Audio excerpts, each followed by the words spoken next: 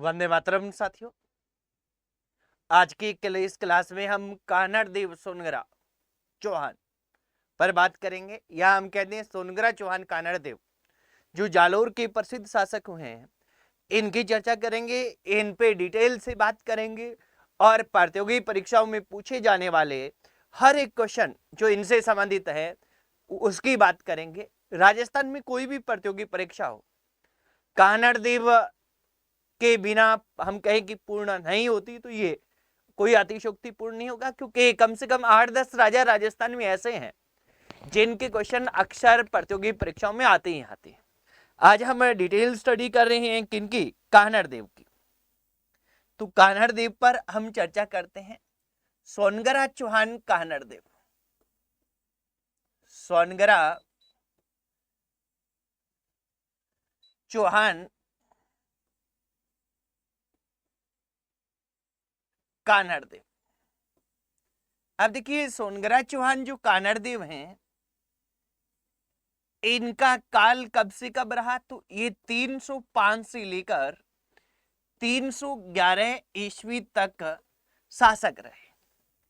305 से लेकर 311 ईस्वी तक शासक रहे जालोर के। इनके बारे में हम डिटेल से चर्चा है वो अपने इस क्लास में करने वाले हैं। अब देखिए साथियों, अपने को इनकी चर्चा करनी है तो हम देखेंगे कि अध्ययन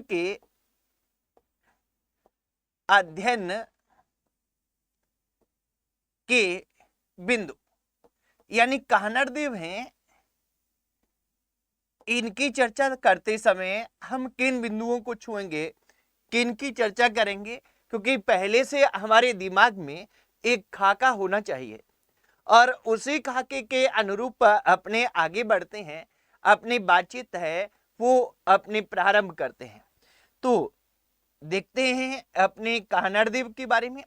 तो अध्ययन में किस चीजों पर फोकस करेंगे? एक तो हम देखेंगे कि कान्हड़देव की जो पृष्ठभूमि है, यानी इनसे पहले सोनगरा चौहानों की जो पृष्ठभूमि है, इस पर हम सबसे पहले चर्चा करेंगे। जालोर के भी कान्हड़देव से पहले किस प्रकार के शासक रहे, ताकि क्या कि हम अच्छे से समझ पाए। तो ये अपनी बात करेंगे। सेकंड अपने किस पे बात करेंगे? सेकंड हम बात करेंगे साथियों, वो बात करेंगे कान्हड़देव की। अब कान्हड़देव के परिचय की बात हम नहीं करेंगे, कारण कि सामान्य परिचय अगर आप लिखना चाहें तो वैसे लिख सकते हैं कि सामान्य परिचय। इनका क्या रहेगा? सामान्य परिचय। हालांकि ये जो इनके से संबंधित व्यक्ति आएंगे, जो चाहे इनके पिता हो, चाहे इनकी पत्नी हो, चाहे इनका बेटा हो, चाहे इनका भाई हो, सभी के सभी क्या है कि आगे डिटेल्ड स्टडी में आएंगे। ठीक है। इसके बाद में तीसरी बात हम करेंगे, वो करेंगे जानकारी के स्रोत, यानी कान्हड़देव हैं, इनके बारे में हमें जानकारी है ये कहां से मिलती है। और तीसरी चीज हम करेंगे, चौथी की एडीके। एडीके में लिखूंगा किसको? अलाउद्दीन खिलजी। संक्षेप में एडीके यानी अलाउद्दीन खिलजी तो दिल्ली सल्तनत का सुल्तान है। एडीके के साथ संघर्ष के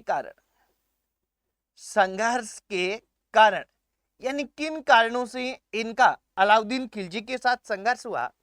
और हम लास्ट और पांचवा पॉइंट करेंगे कि संघर्ष की घटनाएं, यानी संघर्ष की घटनाएं कौन सी होती हैं। अब देखिए, बहुत सी घटनाएं हुई है और हर एक घटना से संबंधित क्वेश्चन आ गया है। सबसे अधिक जालोर के साके से आता है, पर हम सभी घटनाओं को क्रमबद्ध करेंगे। ठीक है। तो इसको हम एक एक करके सभी को देखेंगे और अच्छी तरह से देखेंगे। पहले पृष्ठभूमि पर चर्चा करते हैं, फिर सामान्य परिचय को देखेंगे, फिर जानकारी के स्रोत देखेंगे, फिर अलाउद्दीन खिलजी के साथ संघर्ष क्यों हुआ और लास्ट में संघर्ष की घटनाएं कौन सी रही, और उसकी अंतिम घटना होती है जालोर का साका। और इस जालोर के साके में क्या होता है मित्रों, जैसे हम सभी को पता है कि जालोर के साके में इनकी मृत्यु हो जाती है, किनकी? कान्हड़देव सोनगरा की। अब देखो, अपने सबसे पहले बात करते हैं पृष्ठभूमि पे। नंबर 1 क्या है? पृष्ठभूमि।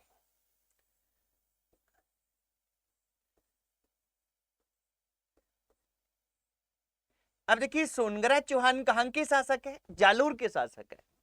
अब जालोर के शासक हैं तो अपने को यह ध्यान रखना है साथियों कि जालोर पर जो शासन रहा है, जालोर जो है, इस जालोर पर जो शासन रहा है मित्रों, ये किनका रहा है?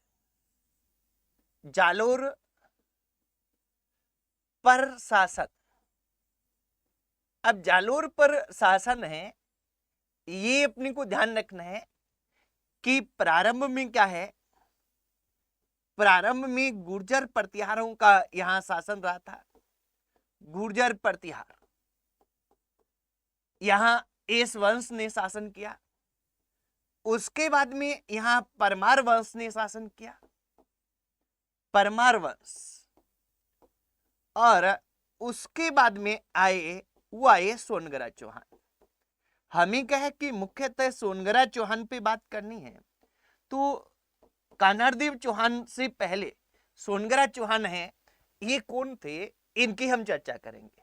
तो इसी क्रम में यहां शासन करते हैं मित्रों, तो इसी क्रम में शासन करते हैं। तो यहां अपने को ध्यान रखना है कि सबसे पहले जो पृष्ठभूमि में कि सोनगरा चौहान वंश के शासक, सोनगरा, क्योंकि सोनगरा चौहान वंश को ही हमें देखना है, चौहान वंश के शासक।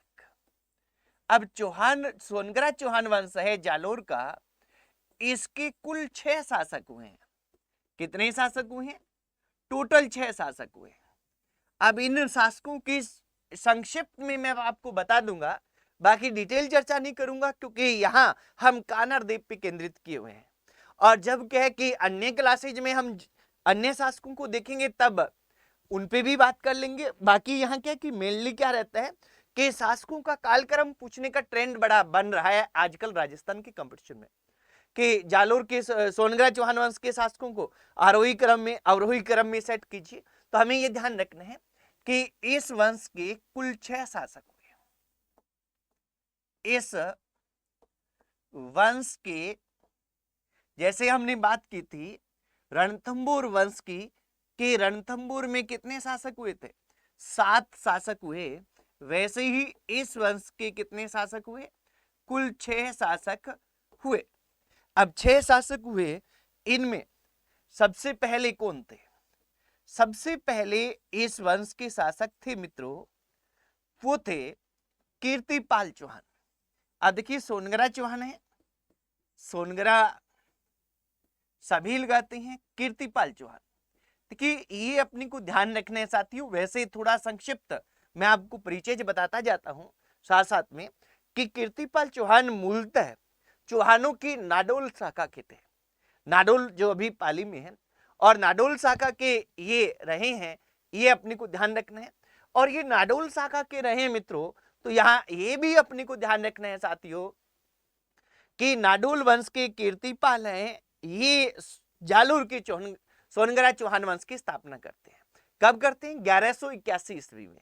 1181 ईस्वी में इन्होंने परमारों को हराकर जालोर पर शासन किया है, पर ये बहुत अधिक समय तक नहीं रहे, मात्र 1181-82 यानी 82 ईस्वी में इनकी मृत्यु हो जाती है। पर एक अपने को यह ध्यान रखना है कि इन्होंने मेवाड़ पर भी अधिकार किया है थोड़े से समय के लिए, फिर इन्होंने यहां अपना स्थायी शासन स्थापित किया है जालोर में, और उसके बाद में इनकी मृत्यु हो जाती है। मोहनोत नेन्सी, ये बार बार आएंगे राजस्थान का इतिहास जब भी पढ़ेंगे। मोहनोत नेन्सी मारवाड़ के महाराजा जसवंत सिंह के प्रसिद्ध दरबारी कवि थे, और इनकी रचना थी नैणसी रिख्यात। और नैणसी रिख्यात में मोहनोत नेन्सी है साथियों। ये मोहनोत नेन्सी क्या कहते हैं? ये कहते हैं कीर्तिपाल को कि तू एक महान राजा। कीर्तिपाल को क्या कहा है? कितु का है कि तू एक महान राजा की संज्ञा किस रचना में दी गई है, यह भी पूछा गया है। और किस को दी गई है? तो कीर्तिपाल चौहान को दी गई है और मोहनोत नेन्सी की रचना में दी गई। दूसरे इनके बाद में शासक होते हैं साथियों, वो होते हैं समर सिंह। समर सिंह के काल की 2 महत्वपूर्ण घटनाएं होती है। एक तो ये जालोर दुर्ग की प्राचीरों को सुदृढ़ करते हैं, यानी जालोर दुर्ग को मजबूत बनाते हैं। उसमें निर्माण कार्य करवाते हैं। जालोर दुर्ग का जैसे हम सभी को पता है कि 10वीं शताब्दी में वीर नारायण परमार ने उसका निर्माण करवाया था। अब हम कौन सी शताब्दी की बात कर रहे हैं? अब हम शताब्दी की बात कर रहे हैं, वो 12वीं शताब्दी की बात कर रहे हैं। तो ये समर सिंह के बारे में दो अधिक क्वेश्चन प्रचलित है। एक तो जालोर दुर्ग को चौहान वंश के किस शासक ने मजबूत निर्माण कार्य करवाया? तो वो समर सिंह ने करवाया। दूसरा क्या है कि गुजरात में चालुक्य वंश का शासन था और गुजरात के चालुक्य वंश के शासक थे भीम सिंह द्वितीय, और भीम सिंह द्वितीय के साथ इन्होंने अपनी पुत्री लीला देवी का विवाह किया था उनके साथ अच्छे संबंध बनाने के लिए। इसके बाद में तीसरे जो शासक होते हैं साथियों, वो होते हैं उदय सिंह।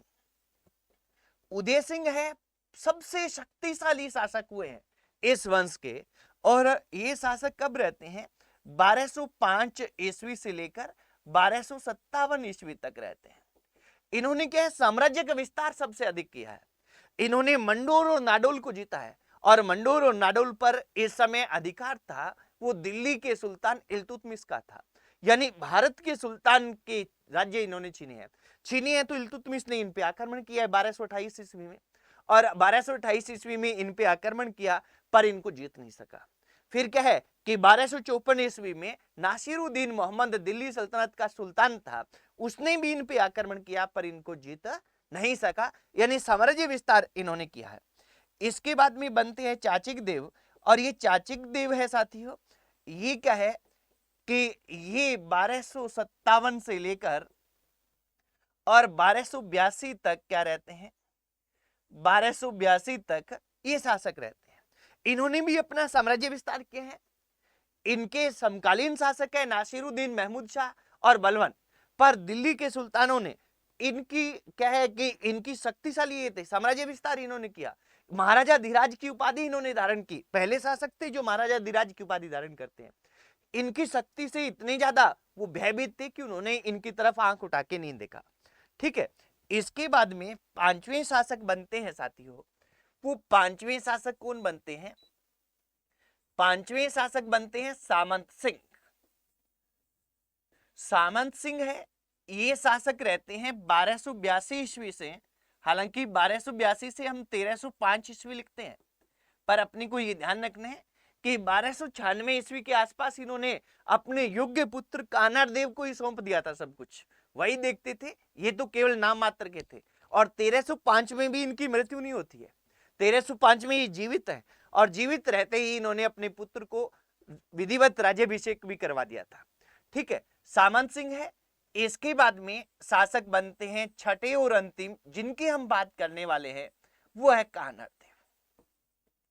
सबसे शक्तिशाली राजा अगर हम कहें इनका, तो ये कान्हार देव हुए हैं।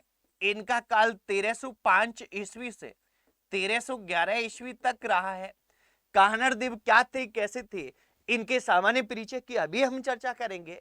पहले आप केवल इतना सा ध्यान रखें कि ये 6 हमारे शासक हुए हैं। कितने हुए हैं?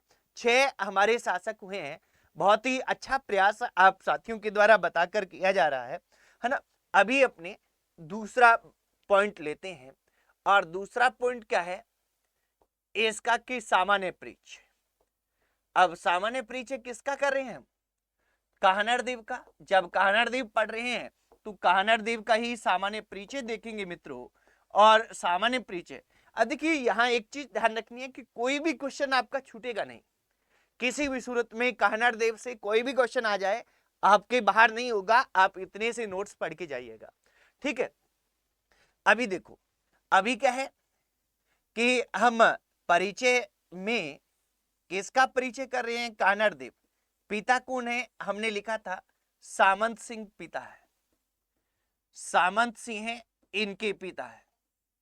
पत्नी कौन है? इनकी कान्हार देव की पत्नी है, यहां ब्रैकेट में लिख देता हूं मैं कान्हार देव, ताकि क्या किसी भी तरीके से कोई चीज है, ठीक है, छूटे नहीं। ये जेतल देव, जिसके नेतृत्व में क्या होता है? केसरिया होता है, जेतल देव। पुत्र कौन था? पुत्र था वीरमदेव, वीरमदेव सोनगरारी बात है ना, ये एक रचना ही है। और भाई कौन था? भाई था मालदेव सोनगरा, जो क्या है मालदीव सोनगरा था, जो मुंछाला मालदीव के नाम से जाना जाता था बड़ी बड़ी मूंछों के कारण। मुंछाला मालदीव, मुंछाला मालदीव। इनकी चर्चा हमने चित्तौड़ का जो पहला शाखा है उसके बीच करते समय की थी, राणा हमीर के समय हमने की थी। तो ये पहले पहले बड़े बड़े नाम ये अपने को ध्यान रखने हैं। इसके बाद में हम बात करें कि जानकारी के स्रोत, यानी जानकारी कहां से मिलती है हमें इनके बारे में। जानकारी जो कानड़ देव है इनकी जानकारी के स्रोत क्या है? तो जानकारी के जो स्रोत है मित्रों, इनमें नंबर एक तो मकराना। मकराना कहां पे है? नागौर में है, हम सभी को पता है। मकराना शिलालेख, और ये मकराना शिलालेख है साथियों, ये कब का है? 1297 ईस्वी का है, 1297 ईस्वी का। ठीक है। इसके बाद में खजाइन उल फुतू, खजाइन उल फुतू है, ये रचना है किसकी? अमीर खुसरो की। हम बार बार इनकी चर्चा कर रहे हैं, खजाइन उल फुतू की, जिसका दूसरा नाम क्या है? जिसका नाम है, दूसरा नाम है तारीख ए अलाई। तारीख ए अलाई इसका नाम है। इसमें चित्तौड़गढ़ के पहले साके के समय ये उपस्थित था। इस रचना में कौन किसकी रचना? ये रचना है साथियों, वह है अमीर खुसरो की, अमीर खुसरो की रचना।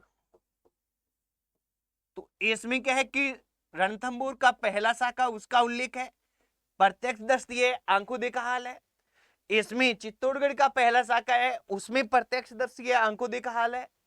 और यहाँ क्या है कि अलाउद्दीन खिलजी का ये दरबारी कवि था, तो इसने यहाँ सिवाना के साके में, यहाँ जालोर के साके में कानड़ देव के बारे में ये सब कुछ लिखा है। इसके बाद में तीसरी हम बात करेंगे, वो करेंगे तारीख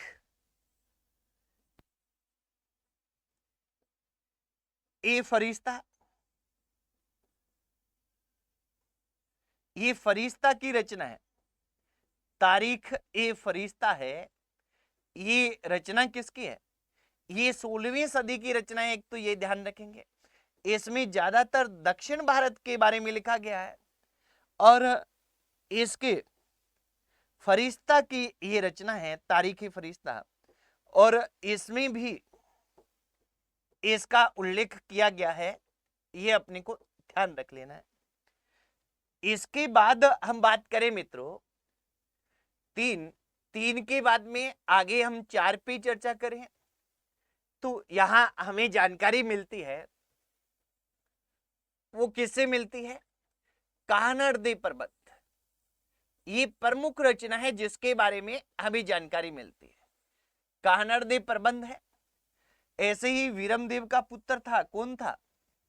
वीरमदेव का पुत्र था, कानड़ देव का पुत्र था वीरमदेव। तो इसमें क्या है? वीरमदेव सोनगरा रिवात, वीरमदेव सोनगरा रिवात, ये क्या है? ये दोनों रचनाएं किसकी है? ये दोनों रचनाएं हैं पद्मनाभ की रचना। ये अपने को ध्यान रखना है, ये क्या है? रचनाएं किसकी है? पद्मनाभ की रचनाएं हैं। एक तो ये ध्यान रखेंगे, दूसरा ध्यान रखना है, अभी टेस्ट में अपने दिया था 1455 ईस्वी में इसको लिखा गया है, और किसके काल में लिखा गया है? अखेराज के समय। अखेराज कौन था? अखेराज के समय में ये अपने को ध्यान रख लेना है। अखेराज कौन था मित्रों? अखेराज था, ये वीरमदेव सोनगरा था, इनका पुत्र था मेघलदेव सोनगरा, और मेघलदेव सोनगरा का पुत्र था अखेराज। और अखेराज के समय 1455 में ये रचनाएं पद्मनाभ ने लिखी थी, ये भी अपने को ध्यान रख लेना है। काफी अच्छे उत्तर आप साथियों के द्वारा लगातार दिए जा रहे हैं, इनको अपने ध्यान रखना है। और सबसे जो अपने अलग तरह का कारण पढ़ेंगे, हम देखेंगे क्या है कि संघर्ष के कारण उसमें अलग तरह का कारण रहेगा, जिसकी हमने पहले ही चर्चा की है। वो क्या है? नैन्सी रिख्यात। नैन्सी रिख्यात है, ये राजस्थान की सबसे प्राचीन ख्यात है, राजस्थान की पहली ख्यात है। और किसकी रचना है? मोहनोत नैन्सी की रचना है। साहित्य पढ़ेंगे उनमें डिटेल में पढ़ेंगे। मोहनोत नैन्सी की रचना, इससे हमें जानकारी मिलती है। यानी कानड़देव प्रबंध, वीरमदेव सोनगरारी वात, नैन्सी रचना, मकराना शिलालेख, मकराना शिलालेख के अलावा खजाइनुल फुतू, और खजाइनुल फुतू के अलावा क्या है कि तारीख ए फरिश्ता, और ये फरिश्ता की रचनाएं, ये रचनाएं हैं जिससे क्या है कि हमें कान्हड़ देव के बारे में जानकारी मिलती है मित्रों। तो ये रचनाओं को अपने को ध्यान रखना है। एक मिनट इसको बैक करके देखते हैं। ये हाँ जी, अभी देखो ये अपने किया है कि ये 6 रचनाएं हैं, इनको हमें देखना है। ठीक है साथियों, इसके बाद में अगला पॉइंट हम बात करें। अगला हमारा क्या रहेगा? अगला हमारा पॉइंट रहेगा, कितने हो गए? पहले 3 हो गए। इसके बाद में चौथा पॉइंट, चौथा हमारा पॉइंट है मित्रों, वह है अलाउद्दीन यानी एडीके, अलाउद्दीन खिलजी के साथ संघर्ष के कारण, संघर्ष के कारण, यानी अलाउद्दीन खिलजी के साथ इनका संघर्ष है कान्हड़ देव का, ये क्यों रहा, इसकी हमें बात करनी है। अलाउद्दीन खिलजी के साथ संघर्ष क्यों रहा, इसकी हमें बात करनी है। नंबर 1 यहां लिखते हैं 1। अब देखिए, एक तो 2 तो कारण कोई भी हो, सामान्य से होते हैं कि जहां कहीं भी आक्रमण किया है किसी भी शासक ने, तो उसकी भौगोलिक स्थिति उसके लिए अनुकूल थी, इस कारण ही शासक करता है, यानी भौगोलिक और सामरिक स्थिति। और दूसरा क्या है कि कोई भी एक राजा दूसरे राज्य पर आक्रमण करता है तो वो महत्वाकांक्षी होता है और साम्राज्यवादी होता है, यानी अपने साम्राज्य का विस्तार करना चाहता है। ये 2 विशेषताएं तो कोई भी 2 राजाओं के बीच में संघर्ष हो वहां रहेगी मित्रों। तो ये अपने को ध्यान रखना है, अच्छी तरह से अपने को नोट करते हुए चलना है। पहला तो देखें कि जालोर, जालोर का गुजरात व मालवा के मार्ग के मध्य स्थित होना, मध्य स्थित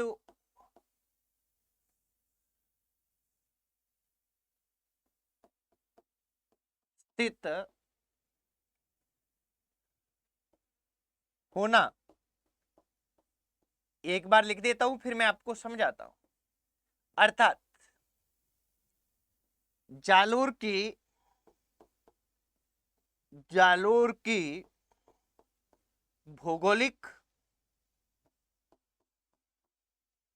भौगोलिक वह सामरिक स्थिति, सामरिक स्थिति, ये इसके कारण था। क्या था? जैसे हम समझने के लिए हम देखें कि यहां अगर दिल्ली है तो इधर क्या है? मालवा, यहां मालवा है, इधर क्या है? गुजरात, और नीचे क्या है? दक्षिण भारत, दक्षिण भारत। और जालोर कहां था? जालोर था इधर।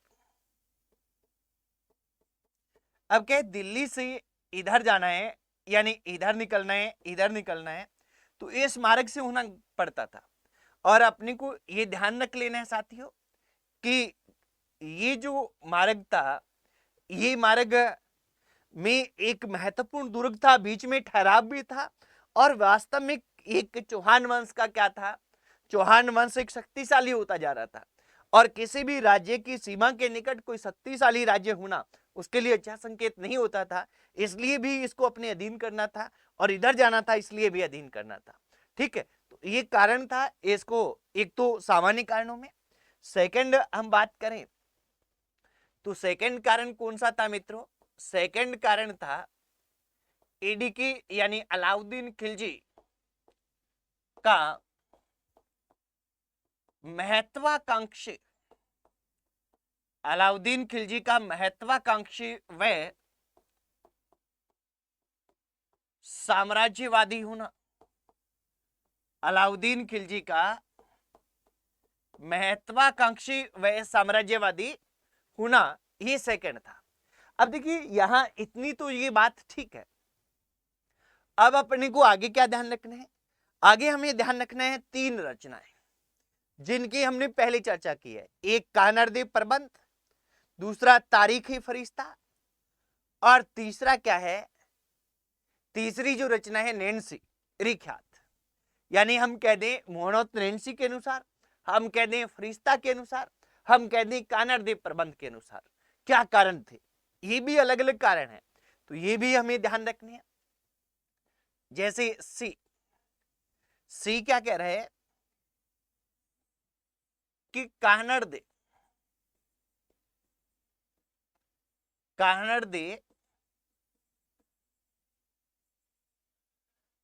प्रबंध के अनुसार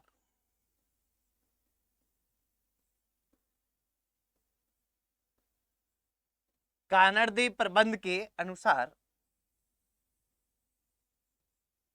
ये अपने को ध्यान रखना है।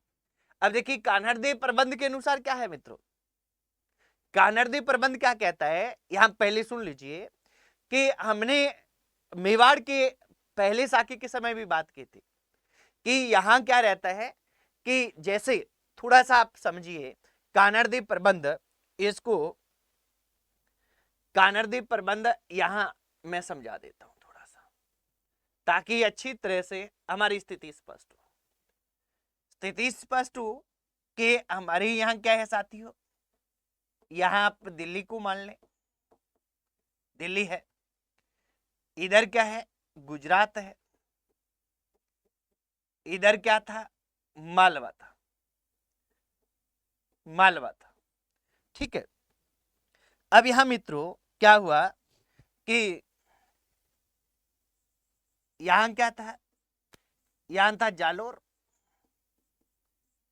और इधर क्या था, यहां था चित्तौड़गढ़ यानी मेवाड़।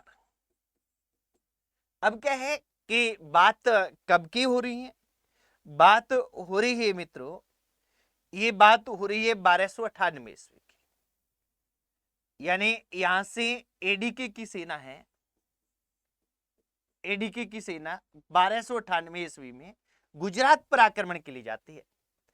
और जब सबसे पहले तो ये यहां से आती हैं, यहां जब आती हैं तो जालोर से जब गुजरने का प्रयास करती हैं तो जालोर का शासक तो इस समय 1298 में सामंत सिंह है। कौन है?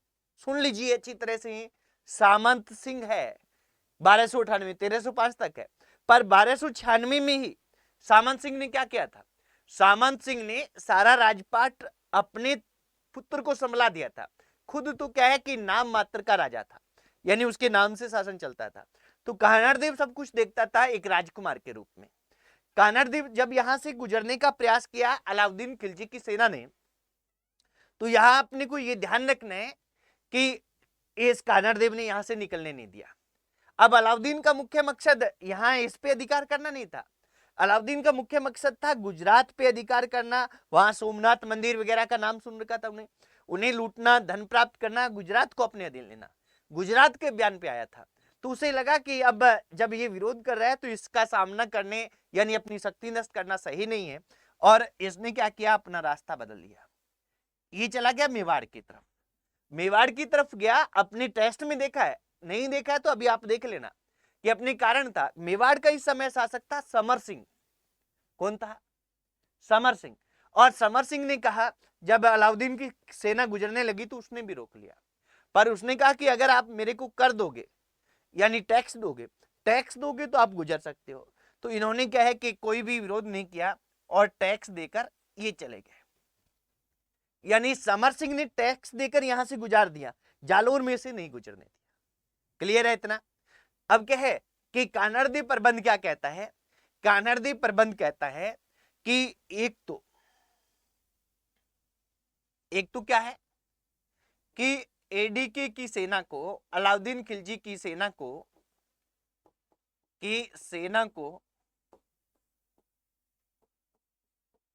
1298 ईस्वी में गुजरात अभियान के समय, गुजरात अभियान के समय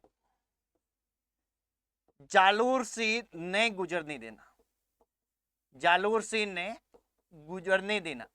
अब गुजरने तो नहीं दिया, वहां उस समय तो नहीं कहा क्योंकि उसको गुजरात पे आक्रमण करना था, पर ये तो हो गया ना कि समय आने पर क्या करेंगे, हम बातचीत करेंगे इनसे, ये क्लियर हो गया। ठीक है, अब ये एक बात। दूसरी क्या है कि दूसरी बात ये है साथियों कि ये जो लोग हैं, ये लोग गुजरात से धन लूटने के बाद वापस जब आ रहे थे तो वापस आते समय ये जालोर में से निकले, जालोर में रुके, तो जालोर में के आसपास रुकने के, जालोर और मेवाड़ के बीच में रुके थे। जब रुके तो इनको क्या है कि इनमें वो विवाद हो गया। हमने रणथंभौर के टाइम देखा था ना, मोहम्मद शाह धन लेकर भाग रहा है, यानी धन लेकर विवाद हो गया। तो इस समय क्या है कि इस समय कानड़देव राजकुमार था यहाँ का, और कानड़देव ने 1299 ईस्वी में क्या किया, 1299 ईस्वी में लौटती शाही सेना, लौटती शाही सेना पर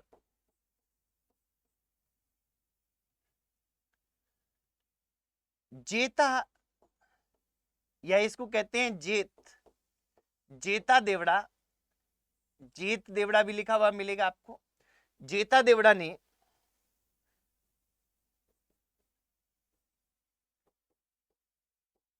कानड़देव के कहने पर आक्रमण कर दिया। अब क्या कि एकदम ही आक्रमण किया, आक्रमण कर दिया। तो अब एडीके की सेना के सेनापति कौन थे? उलुग खां व नुसरत खां। उलुग खां व नुसरत खां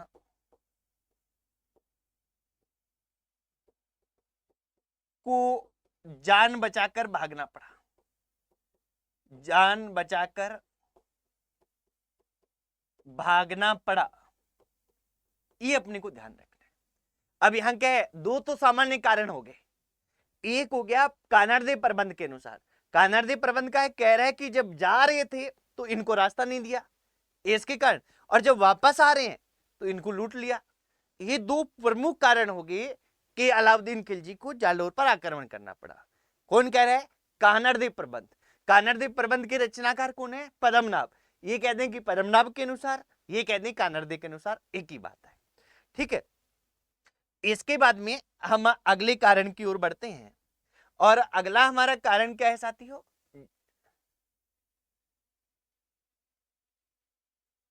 अगला हमारा कारण ये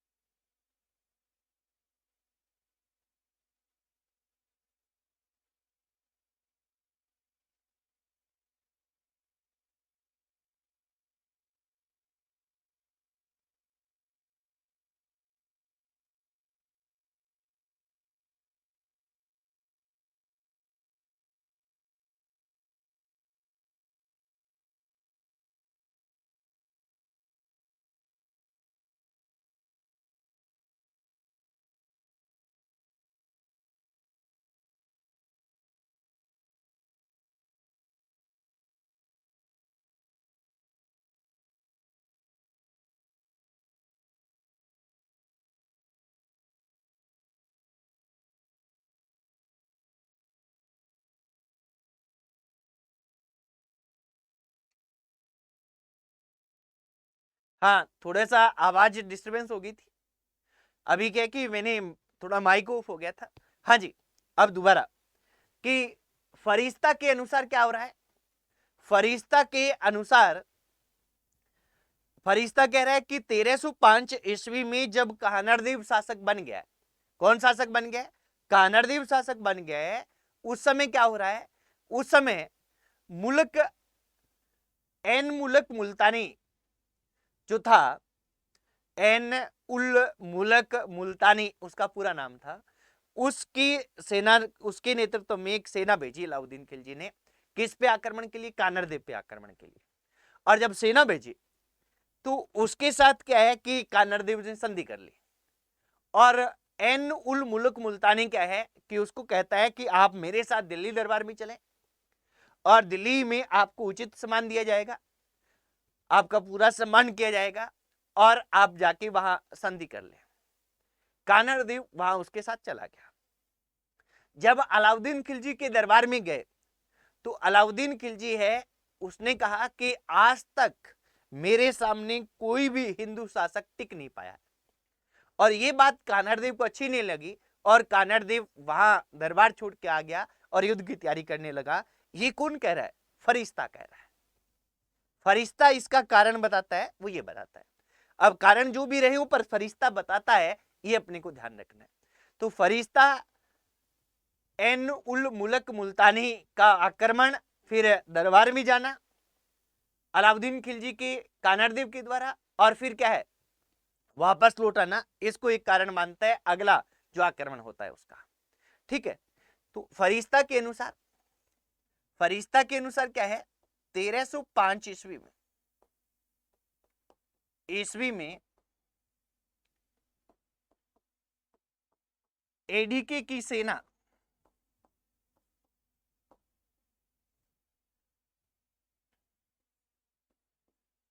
एन उल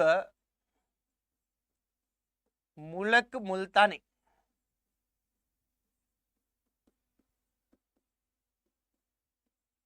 मुल्तानी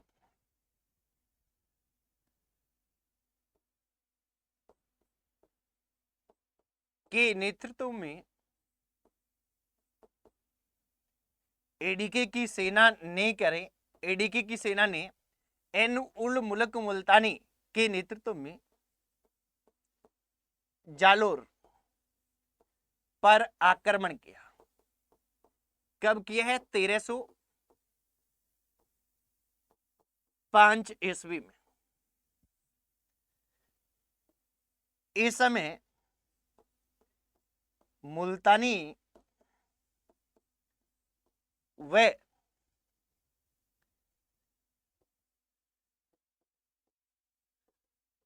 कानरदेव के मध्य संधि हो गई। संधि हो गई तथा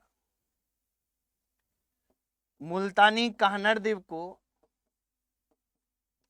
मुल्तानी कानरदेव को कानरदेव को अलाउद्दीन खिलजी के दरबार में के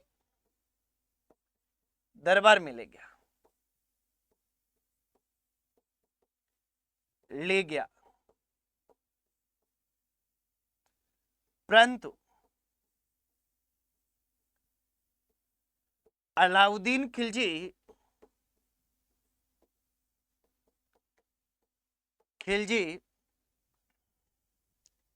द्वारा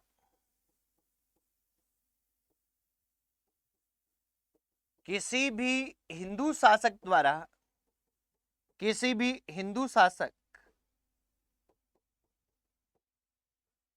के अपने सामने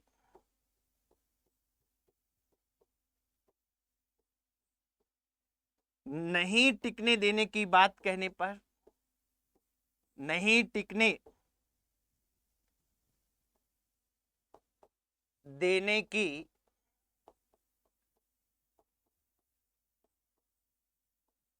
बात कहने पर नहीं टिकने देने की बात कहने पर कानड़देव नाराज होकर जालोर आ गया। जालोर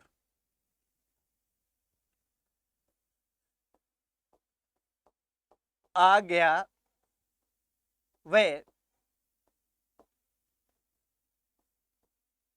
युद्ध की तैयारी करने लगा। युद्ध की तैयारी करने लगा। ये अपने को ध्यान रखना है साथियों। क्या करने लगा है? युद्ध की तैयारी करने लगा। ये अपने को ध्यान रखना है, इस पे गौर करना है। ठीक है, अब युद्ध की ये तैयारी करने लगा है, ये कारण कौन बता रहा है? ये फरिश्ता बता रहा है। फरिश्ता का ये कारण है। और लास्ट कारण हम कहें, लास्ट कारण क्या है? नैन्सी के अनुसार, मोहनत नैन्सी है, इनकी नैन्सी ख्यात रचना है। नैन्सी के अनुसार, अब जो नैन्सी है, इन नैन्सी के अनुसार क्या रचना है? ये देखिए, ये अपनी तरह की एक अलग ही घटना देते हैं। क्या कहते हैं? ये देखिए कुछ बातें मिलती है। ये कहा जाता है कि कानड़देव हैं, इन्होंने क्या है कि अपनी रचना लिखी अपने टाइम में। फरिश्ता अपने टाइम में लिख रहा है, 16वीं शताब्दी में दक्षिण भारत में बैठ के लिख रहा है। और जो पद्मनाभ है, ये 1455 में 15वीं शताब्दी में, वो 16वीं शताब्दी में, अलग अलग लिख रहे हैं। पर कुछ घटनाएं मैच होती हैं, कुछ नहीं होती। तो इतिहासकार हर एक पे संदेह भी करते हैं, पर पूरी तरह से नकार भी नहीं सकते। क्यों नहीं नकार सकते? क्योंकि कुछ न कुछ घटनाएं समकालीन इतिहासकारों की बातों की मिलती है। पर जो भी कारण रहा हो, हमें पढ़ना है। हमें क्यों पढ़ना है? क्योंकि हमारे सिलेबस में इस तरह के क्वेश्चन आते हैं प्रतियोगी परीक्षाओं में कि किसने क्या कहा था। अब नैन्सी कहता है कि 1305 में जैसे ही कह कि मुल्तानी के साथ संघर्ष हुआ, संधि हुई, उसके बाद कह कि वीरमदेव को कानड़देव उसके दरबार में छोड़ के आ गया था। वीरमदेव कौन था? कानड़देव का बेटा था। और दरबार में रहते हुए वीरमदेव की अलाउद्दीन खिलजी की बेटी थी फिरोजा, उस फिरोजा से उसको प्रेम हो गया था आपस में दोनों को। अब ये बताते हैं कारण, वो कारण बताते हैं कि अलाउद्दीन खिलजी का जालोर पर आक्रमण करना कि वीरमदेव फिरोजा की प्रेम कहानी थी। अब क्या कि वीरमदेव और फिरोजा का प्रेम हुआ, तो फिरोजा है वो इस बात पे अड़ गई कि मेरे को वीरमदेव से विवाह करना है। अलाउद्दीन खिलजी ने उसे काफी मनाया, पर मनाने के बाद भी जब वो नहीं मानी, तो क्या है, अलाउद्दीन खिलजी ने वीरमदेव से कहा कि आप मेरी बेटी से विवाह कर ले। अब वीरमदेव है, उसने क्या है कि अपने धर्म भ्रष्ट के चक्कर में उसने क्या है कि वो वहां से निकलकर जालोर आ गया, और जालोर आकर उसने विवाह करने से इनकार कर दिया। और जब विवाह करने से इनकार कर दिया, तब इस जालोर पे आक्रमण किया गया। ये बताया जाता है किसके द्वारा? नैन्सी के द्वारा। नैन्सी के द्वारा क्या कारण बताया जा रहा है, हम संक्षेप में लिखें तो ये बताएं कि वीरमदेव फिरोजा की प्रेम कहानी का जो कारण है वो बताया जाता है किसके द्वारा? नैन्सी के द्वारा। इन्होंने एडी के द्वारा जालोर पर आक्रमण का कारण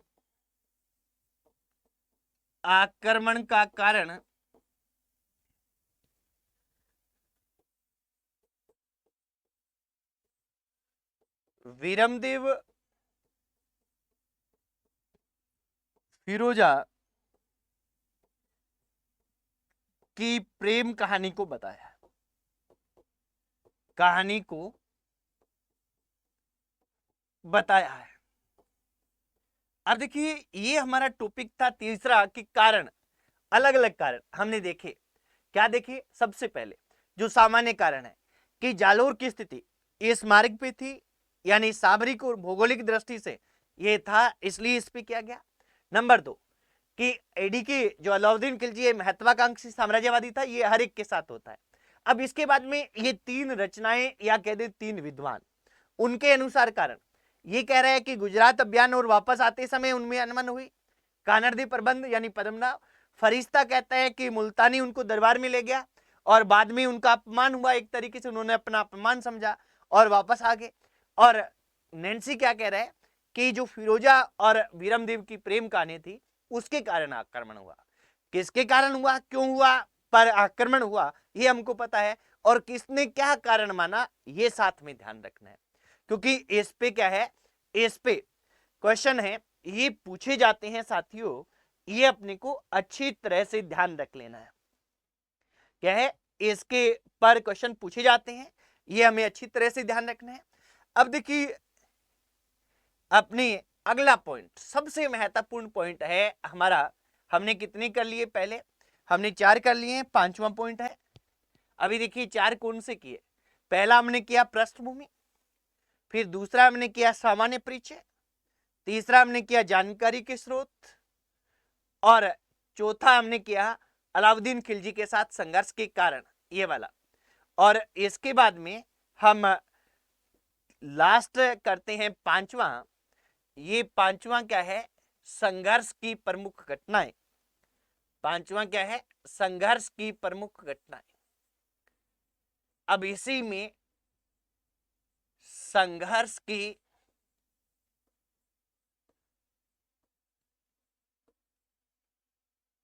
प्रमुख घटनाएं, ये तो मेन चीजें हैं। इसके बाद 1-2 लाइन अन्य तथ्यों में भी हम लिख देंगे। अब संघर्ष की प्रमुख घटनाएं कौन सी हुई, क्रमवार लिखते हैं ताकि हमें अच्छी तरह से याद रहे। पहला संघर्ष कहां हुआ है, पहला संघर्ष हमने देखा कि गुजरात से जब शाही सेना वापस लौट रही है तो कानड़देव के कहने पर जेता देवड़ा ने क्या किया है, एडीके की सेना पर आक्रमण किया है, जिसमें उल्लू खां और नुसरत खां को जान बचाकर भागना पड़ा है, यानी एडीके की सेना परास्त हुई है। अब देखिए संघर्ष की घटनाएं, संघर्ष की घटनाओं में नंबर 1, 1299 ईस्वी में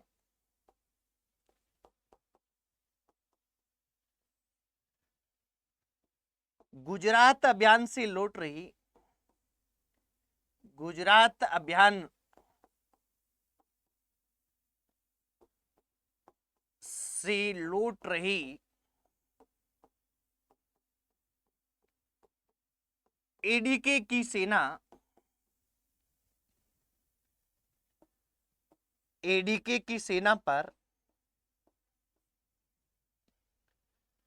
एडीके की सेना पर जेत देवड़ा या इसको कहा जाता है जेता देवड़ा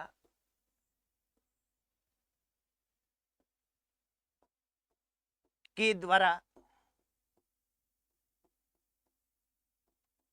आक्रमण करना तथा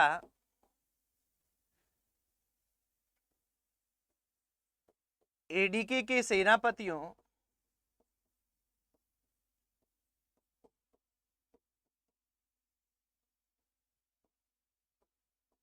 उल्लूग खां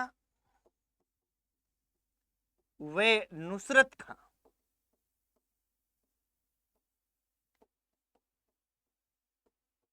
द्वारा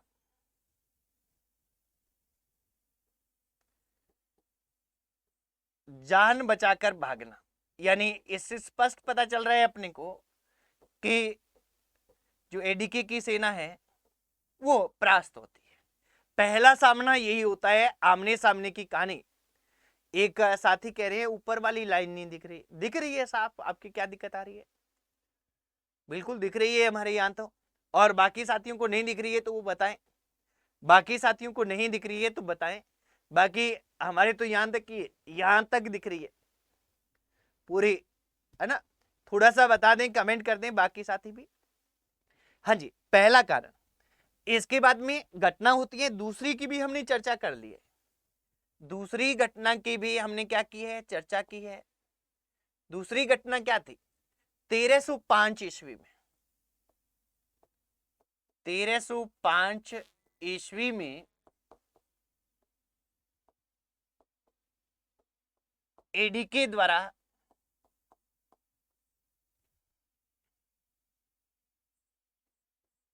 एन उल मुलक मुल्तानी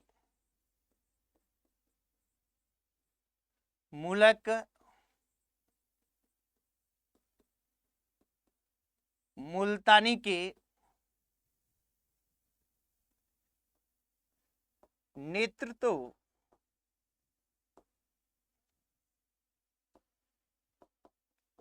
में जालोर पर आक्रमण के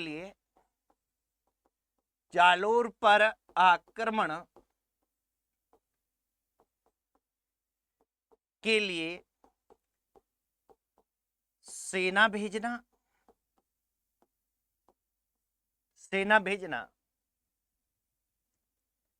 तथा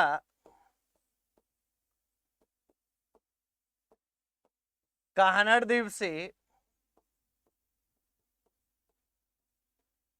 संधि कर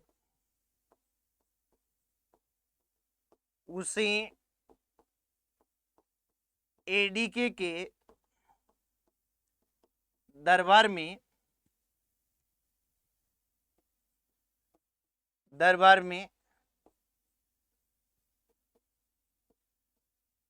ले जाना।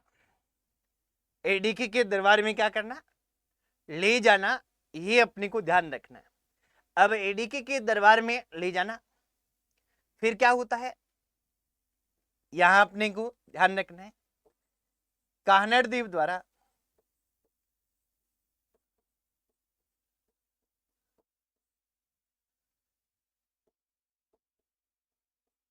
एडीके की द्रंपपूर्ण या घमंडपूर्ण कह दो, द्रंपपूर्ण बातें सुनकर, अब क्या था पीछे अपने लिखा है जालोर लौटना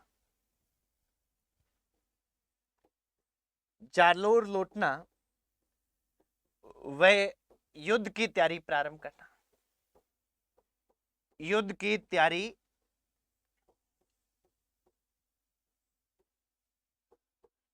प्रारंभ करना, ये यहां कारण बताया गया है। अब देखिए ये बातें तो हमने कर ली। पहले की 1299 में जेता देवड़ा आक्रमण करता है, 1305 में ये सेना लेके आता है, दरबार में जाता है, वापस आ जाता है। इतनी बातें तो हमने की, यानी ए और बी कारण तो देखे। सी कारण जो हम करने जा रहे हैं, अब देखिए वीरमदेव फिरोजा की प्रेम कहानी का कौन कह रहे हैं? वीरमदेव फिरोजा की प्रेम कहानी की बात कौन बता रहे हैं? ये बता रहे हैं नैन्सी। पर कानड़देव प्रबंध में भी एक चीज लिखी हुई है। कानड़देव प्रबंध में क्या लिखा हुआ है कि वीरमदेव जब क्या है कि जालोर आ जाता है तो पहले मैं बता देता हूं, बाद में आपको लिखवा देता हूं कि फिरोजा खुद सेना लेकर जालोर आती है वीरमदेव का पीछा करते हुए। और जब वो जालोर पहुंचती हैं तो जालोर के शासक कानड़देव उसका अच्छे से स्वागत करते हैं, पूरा अच्छे से स्वागत करते हैं, मान सम्मान करते हैं, परंतु वीरमदेव का उसके साथ विवाह करने से इनकार कर देते हैं तो फिरोजा वापस लौट जाती है। बस ये घटना तीसरी होती है क्या कि फिरोजा आई है सेना के साथ आने का मतलब ये आक्रमण करने के लिए नहीं आई है, वो वीरमदेव को मनाने के लिए आई है। पर कानड़देव फिरोजा का स्वागत करता है, उसका मान सम्मान करता है, परंतु अपने पुत्र के विवाह करने से इनकार कर देता है। तो इसके बाद निराश होकर फिरोजा वापस लौट जाती है। ये कौन कह रहा है? कानड़देव प्रबंध कह रहा है। ये अपने को ध्यान रखना है। कानड़देव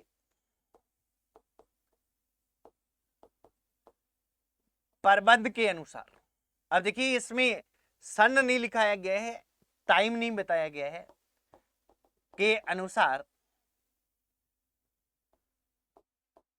फिरोजा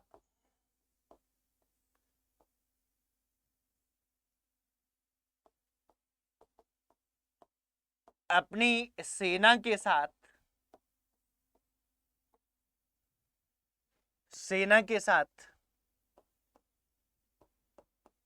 जालोर दुर्ग आई।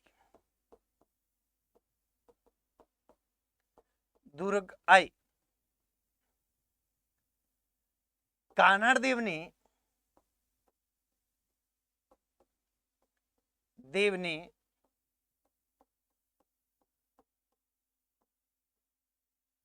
फिरोजा का स्वागत किया,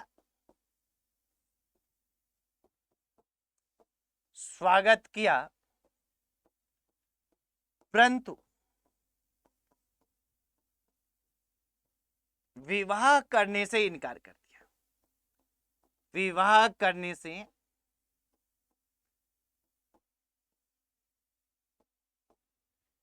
इनकार कर दिया, ये अपने को ध्यान रखना है। अब विवाह करने से इनकार कर दिया, फिरोजा निराश होकर वापस फिरोजा निराश होकर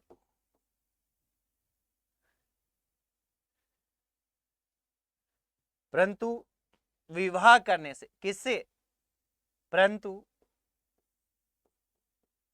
वीरमदेव से, ये लिख ले, वीरमदेव से विवाह करने से इनकार कर दिया। फिरोजा निराश होकर वापस दिल्ली लौट गए। अब ये आगे कहा गया है साथियों, दिल्ली लौट गई। अब फिरोजा लौट गई, और जब अलाउद्दीन को ये पता था कि फिरोजा गई है सेना लेकर, अब उसकी बेटी गई है और उसका भी बात नहीं रखी गई है, तो अलाउद्दीन और अधिक नाराज हो गया। अब अलाउद्दीन क्या करता है? अलाउद्दीन अगली घटना के रूप में ये करता है कि फिरोजा की दाई मां और उसके अलाउद्दीन के महलों की नौकरानी एक थी गुलबिस्त। वो फिर इसलिए क्या है कि एक सेना भेजता है, विशाल सेना, किसके नेतृत्व में? अपनी एक नौकरानी के नेतृत्व में। और वो ये दिखाना चाहता है कि कान्हाड़ देव जैसे राजा को मेरी नौकरानी भी हरा सकती है। और गुलबिस्त के नेतृत्व में वो क्या करता है? अपनी सेना देकर भेजता है। इसके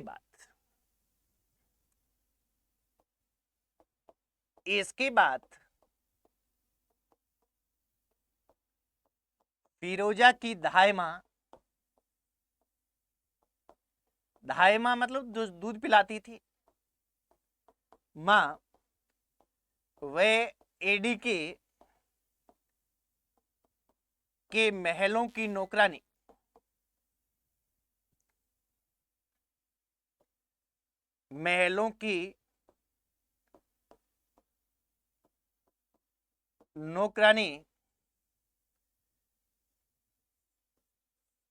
ये नाम ध्यान रखेंगे, गुलबिस्त,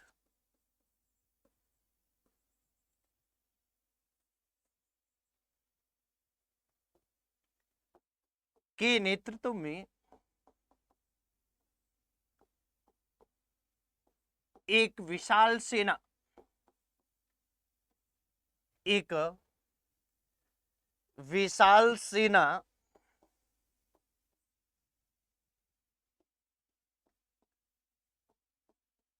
जालोर पर आक्रमण के लिए भेजेगी। जालोर पर आक्रमण के लिए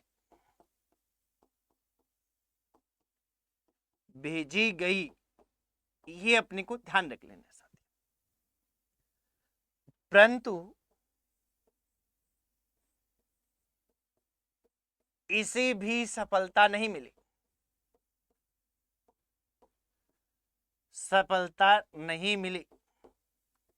अब इसको भी सफलता नहीं मिली, तो अब क्या होता है साथियों कि अब खुद अलाउद्दीन खिलजी एक विशाल सेना लेकर जून 1308 में दिल्ली से चलता है। तो अगला पड़ाव क्या रहता है कि अगला पड़ाव ये रहता है कि जून 1308 ईस्वी में एडी की स्वयं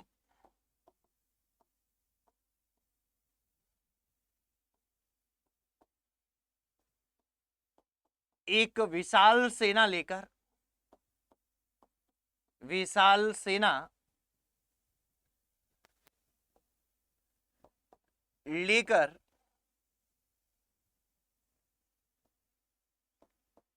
जालोर पर आक्रमण के लिए प्रस्थान किया।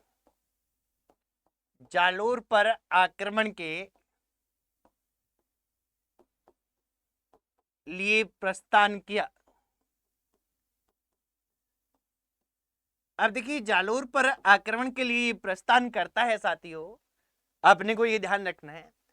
पर जालोर से पहले ये एक शक्तिशाली दुर्ग था, सिवाना का दुर्ग, और सिवाना के दुर्ग पर कान्हड़देव चौहान के भतीजा सातल देव अथवा शीतल देव चौहान राज्य कर रहा था। तो अलाउद्दीन खिलजी को यह लगा कि पहले हमें सिवाना को हराना पड़ेगा, और इसके बाद अलाउद्दीन खिलजी, उसका सेनापति कमालुद्दीन गुर्ग, ये क्या करते हैं, ये सारे घेरा डाल लेते हैं। किसका घेरा डाल लेते हैं? सिवाना दुर्ग का। और सिवाना दुर्ग का घेरा डालते हैं, और इसमें सिवाना दुर्ग में ही एक व्यक्ति था, भावला। भावला नाम का एक व्यक्ति था। उस भावला ने सातल देव चौहान के साथ विश्वासघात किया और अलाउद्दीन खिलजी के साथ मिल गया। और सिवाना दुर्ग में एक मुख्य पेयजल का स्रोत था, कुंड था। एक मुख्य क्या है? पेयजल का स्रोत था, कुंड था, और उसमें गो रक्त मिला दिया पानी में। और गोरक्त मिला दिया तो ये था कि गोरक्त मिला हुआ पानी है वो राजपूत या हिंदू लोग पिएंगे नहीं, तो उन्हें क्या है कि बाकी पानी था नहीं दुर्ग में, तो उन्हें दुर्ग से बाहर निकलना पड़ा। और बाहर घेरा डाल के अलाउद्दीन खिलजी की सेना बैठी थी। और यहाँ इस प्रकार से सातल देव चौहान के नेतृत्व में केसरिया होता है, और उनकी रानी मेना दे के नेतृत्व में क्या होता है? जौहर होता है। इसमें अलाउद्दीन खिलजी का एक प्रमुख सेना नायक नाहर खां भी मारा जाता है। पर सिवाना पर अधिकार किसका हो जाता है? अलाउद्दीन खिलजी का हो जाता है। अलाउद्दीन खिलजी सिवाना का नाम खेराबाद रखता है, और इसका प्रशासक नियुक्त कमालुद्दीन गुर्ग को करता है। इतना काम होता है, इसको हम लिखते हैं, फिर आगे की घटनाओं पे देखेंगे। तो अपने किसकी बात कर रहे हैं? हम कर रहे हैं जालोर के साके की, ये अपने को ध्यान रख लेना है। जालोर के साके की बात करते हैं तो यहां इसी रूप में क्या होता है, सॉरी जालोर का नहीं, सिवाना का साका। किसका? सिवाना का साका। सिवाना कहां पे है? बाड़मेर में। सिवाना का साका कब होता है? 1308 ईस्वी में होता है। अब यहां अपने को यह ध्यान रखना है कि सिवाना का साका है साथियों, इस समय एक तो ये ध्यान रखेंगे सिवाना का शासक वर्सेज अलाउद्दीन खिलजी, ये स्वयं सेना लेके आया हुआ है। अलाउद्दीन खिलजी के बीच में ये क्या होता है कि ये युद्ध होता है जिसमें ये साका होता है। अब सिवाना का शासक कौन था? सातल देव, अथवा इसी को क्या कहते हैं? शीतल देव भी लिखा हुआ कई जगह आपको मिलेगा। शीतल देव चौहान, सातल देव अथवा शीतल देव चौहान। और ये सातल देव अथवा शीतल देव चौहान है मित्रों, ये कौन था? ये था कान्हड़ देव का भतीजा। यहां कान्हड़ देव ने बड़ी गलती ये की थी कि इसकी सहायता नहीं की थी। इस समय अगर सहायता करता तो उसको पास नहीं पहुंच पाता था। तो ये इनके बीच में ये साका हुआ, इसमें ये ध्यान रखेंगे।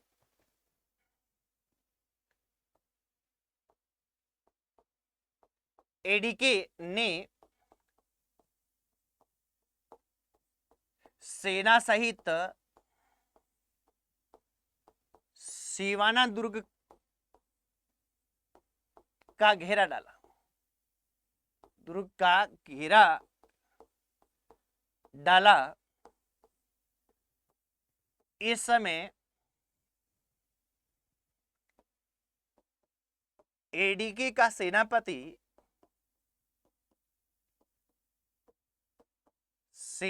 कौन था? कमालुद्दीन गुर्ग था।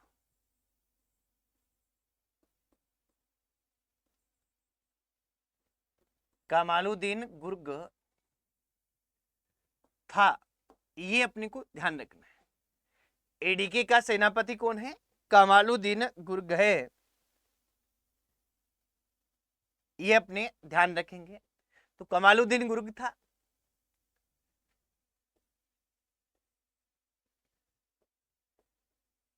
एडीके ने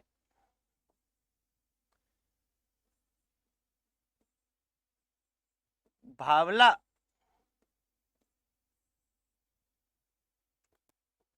नामक व्यक्ति को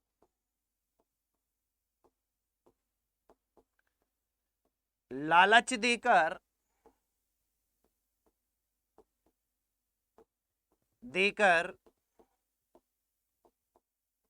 अपनी तरफ मिला लिया।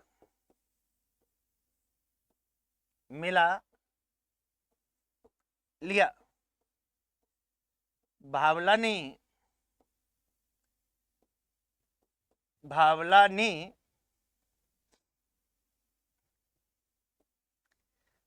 ने क्या किया है कि भावला ने सिवाना दुर्ग में पेयजल के मुख्य स्रोत, भावला ने सिवाना दुर्ग में पेयजल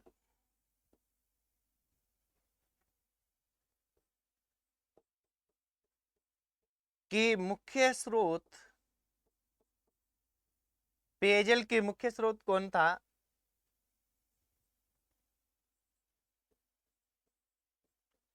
भांडेलाव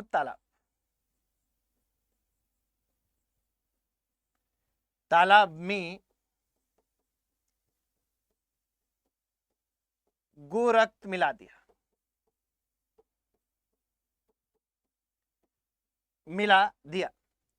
अब देखिए गोरक्त मिलाया है, तो इसके बाद में इस यहां क्या है कि पानी की कमी हो गई है, और पानी की कमी हो गई है तो यहां साका होता है।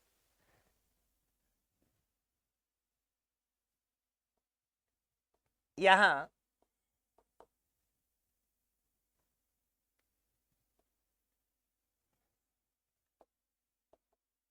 सातलदेव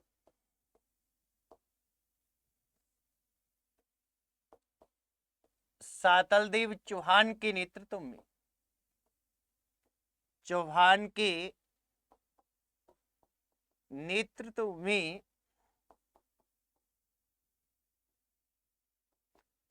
सातलदेव चौहान के नेतृत्व में साका हुआ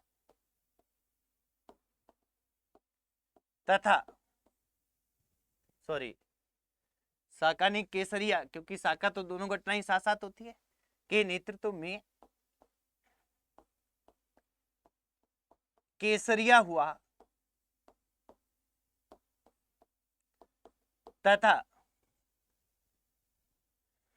ये सातलदेव चौहान एक तो ध्यान रखेंगे, तथा रानी मेणादे के नेतृत्व में जौहर हुआ।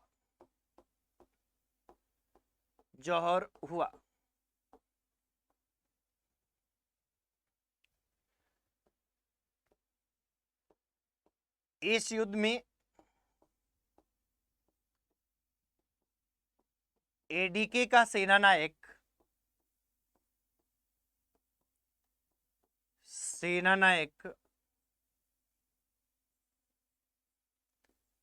नाहर खां भी मारा गया। इसके बाद में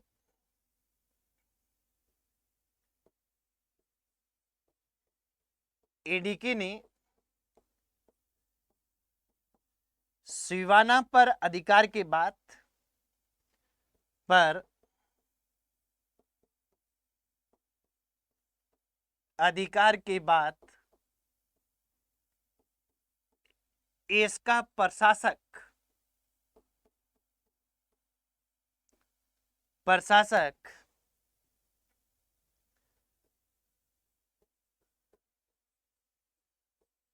कमालुद्दीन गुर्ग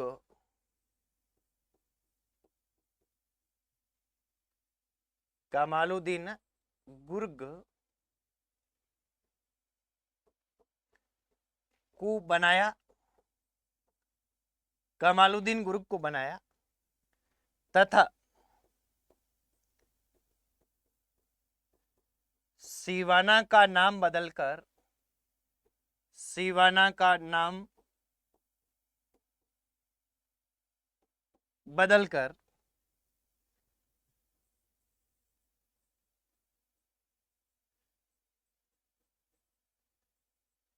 खीराबाद कर दिया।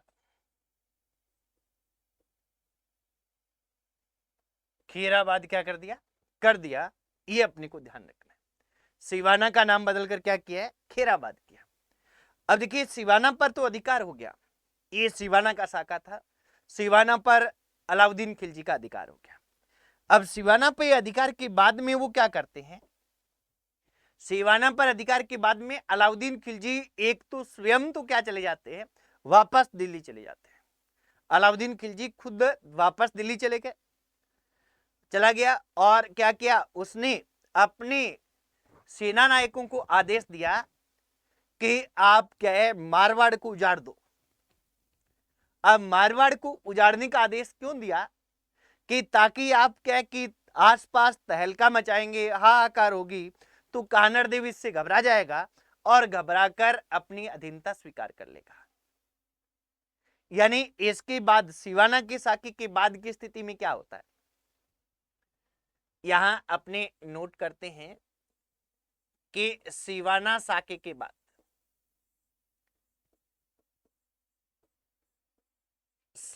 बाद अब क्या हुआ कि एडीके स्वयं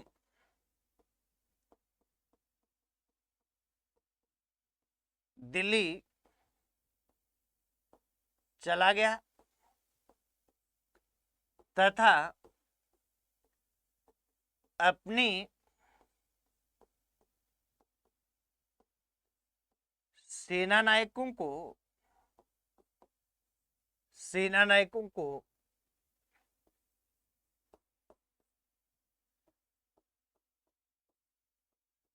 मारवाड़ को उजाड़ने का आदेश दिया। मारवाड़ को उजाड़ने का आदेश दिया। यहां अपने को मित्रों ये ध्यान रखना है कि मारवाड़ को उजाड़ने का आदेश दिया, तो इसके फलस्वरूप 3 स्थानों पे एक बात हुई। एक तो सैनिकों ने बाड़मेर शहर को घेर लिया, एक सांचौर में महावीर मंदिर था उसको नष्ट कर दिया, और भीनमाल जो चौहान काल की विद्या का केंद्र था, विद्या का प्रसिद्ध केंद्र था, उसको नष्ट कर दिया और भीनमाल में हजारों ब्राह्मणों को बंदी बना लिया। ये 3 काम हुए 3 स्थान पे। कहां हुए ये आदेश मिलने पर, एक तो बाड़मेर में क्या किया, बाड़मेर को एडीके की सेना ने घेरा, केवल घेरा, ये ध्यान रखना है। सेकंड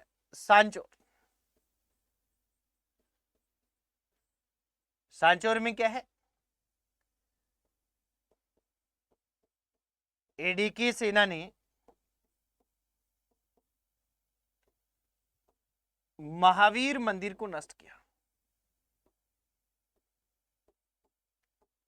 महावीर मंदिर को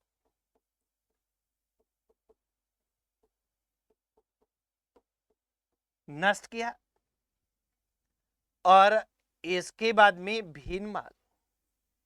भीनमाल विद्या का प्रसिद्ध केंद्र था चौहान काल में,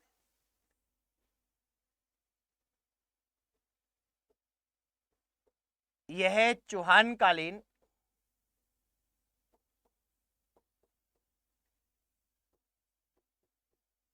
विद्या का प्रसिद्ध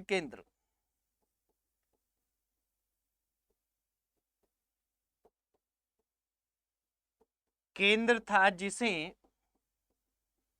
ये चौहान कालीन विद्या का प्रसिद्ध केंद्र था, जिसे क्या किया, प्रसिद्ध केंद्र था, जिसे एडीके की सेना ने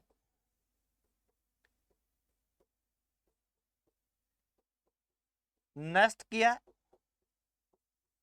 तथा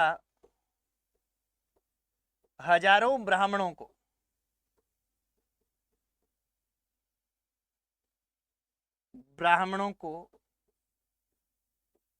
बंदी बनाया।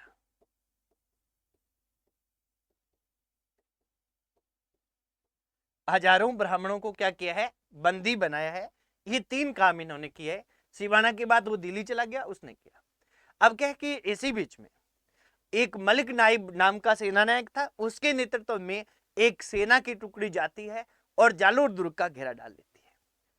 सबसे पहले किसने, मलिक नाइब। मलिक नाइब को याद रखिएगा, क्योंकि ये क्वेश्चन है, ये अभी तक नहीं पूछे गए हैं, इनसे पूछे जाएंगे। सामान्य क्वेश्चन तो लगातार पूछे ही जा रहे हैं, ये अपने को ध्यान रखना है। तो इसके बाद में अगला जो पॉइंट हम देखने जा रहे हैं कि मलिक नाइब द्वारा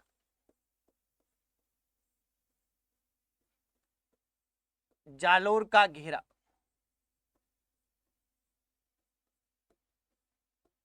ये अपने को ध्यान रखना है। अब सिवाना के अधिकार के बाद में एडीके का सेनानायक मलिक नायब जालोर का घेरा डालता है। अब घेरा तो डालता है, पर घेरा मात्र 7 दिन रहता है। 7 दिन के बाद में ही उसको उठाना पड़ता है, क्योंकि इस समय कानर देव का पुत्र वीरमदेव और कानर देव का भाई मालदेव सोनगरा, ये दोनों वीरता से इनका सामना करते हैं और इनको वहां से खदेड़ देते हैं। और जब ये यहाँ क्या कि घेरा उठाना पड़ता है, तो जब ये घेरा उठा के जा रहे हैं, तो इनका ये लोग पीछा करते हैं, वीरमदेव और मालदेव सोनगरा। तो इनका क्या है, माकलाना जगह थी नागौर में मेड़ता के पास। माकलाना का युद्ध होता है मलिक नाइब यानी एडीके की सेना और किसके बीच में, वीरमदेव और मालदेव सोनगरा, जो कानर देव के भाई और बेटे थे, उनके बीच में होता है। इसमें क्या है कि एडीके की सेना की हार होती है और एक एडीके का मुख्य सेनानायक था समस खां।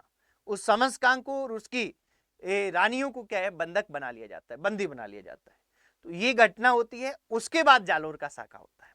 तो यहां पहले देखें कि अपने को यहां क्या लिखना है कि सिवाना विजय के बाद, सिवाना विजय के बाद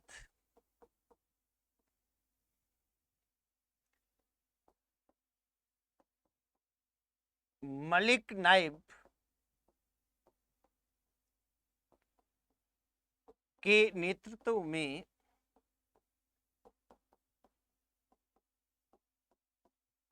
एडीके की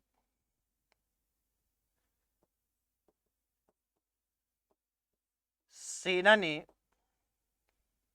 क्या किया, जालोर दुर्ग का घेरा डाला। जालोर दुर्ग का घेरा डाला, ये अपने को ध्यान रखना है। एक बात दूसरी क्या है, कानर देव के पुत्र, कानर देव के पुत्र वीरमदेव वे भाई मालदेव सोनगरा, इसको मालदेव मुछाला भी कहते हैं, ध्यान रखना। आगे बात और करेंगे इन पे अलग से। मालदेव सोनगरा के नेतृत्व में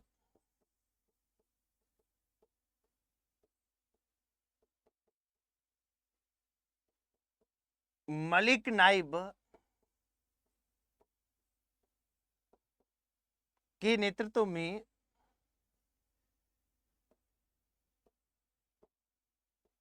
जबरदस्त प्रतिरोध किया जाता है, प्रतिरोध किया जाता है, जिसके फलस्वरूप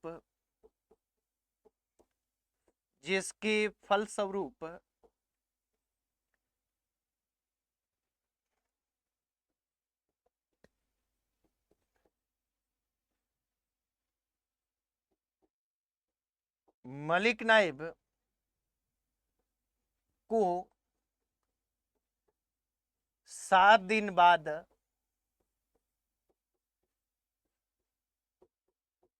ही घेरा उठाना पड़ता है,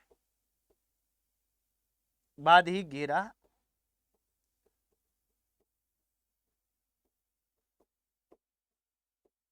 उठाना पड़ता है। ये अपने को ध्यान रख लेना साथियों। अब 7 दिन बाद ही क्या करना पड़ता है, घेरा उठाना पड़ता है। इसको ध्यान रखेंगे, इस पे गौर करेंगे, ठीक है। इसके बाद में क्या है कि ये घेरा उठा लिया, तो अब मलिक नाइब का पीछा करते हुए ये लोग जाते हैं और यहाँ युद्ध होता है नागौर में मेड़ता के पास। मैंने अभी आपको बताया है कि नागौर में मेड़ता के पास कौन सा युद्ध होता है, तो नागौर में मेड़ता के पास माकलाना का युद्ध होता है। तो अब हम किसकी बात करते हैं, माकलाना का। माकलाना कहाँ है, नागौर में का युद्ध।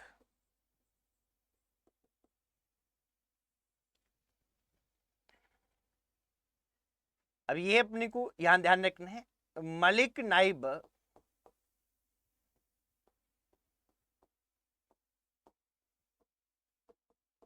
की सेना को खदेड़ते हुए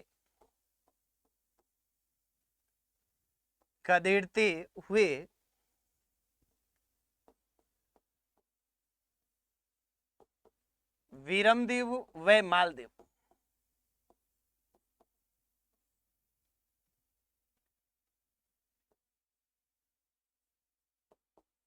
मेड़ता के पास स्थित माकलाना तक पहुंच जाते हैं, माकलाना तक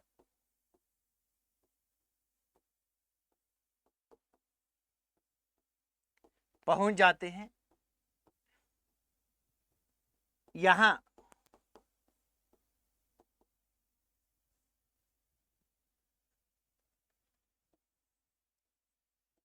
इन दोनों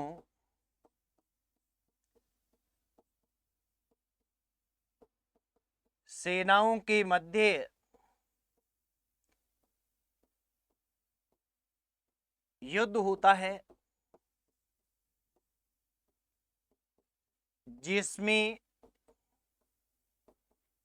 एडीके के सेनानायक एडीके के सेनानायक कौन है, शमस्कहाँ वे उनकी पत्नी को बंदी बना लिया जाता है, बंदी बना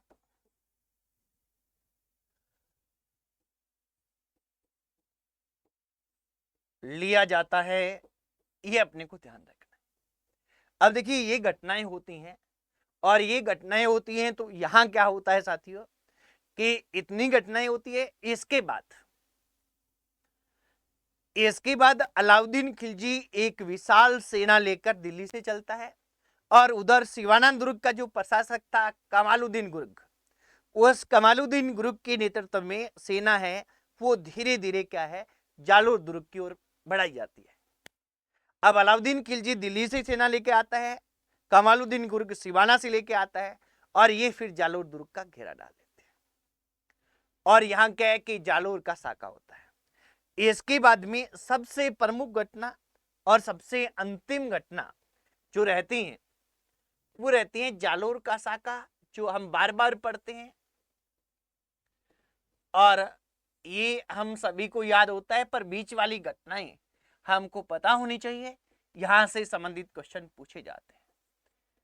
1311 ईस्वी, यहां अपने को ध्यान रखना है साथियों कि ये जो जालोर का साका होता है, इसमें अपने को ध्यान रखना है कि माकलाना के युद्ध के बाद, माकलाना के युद्ध में एडीके की हार होती है।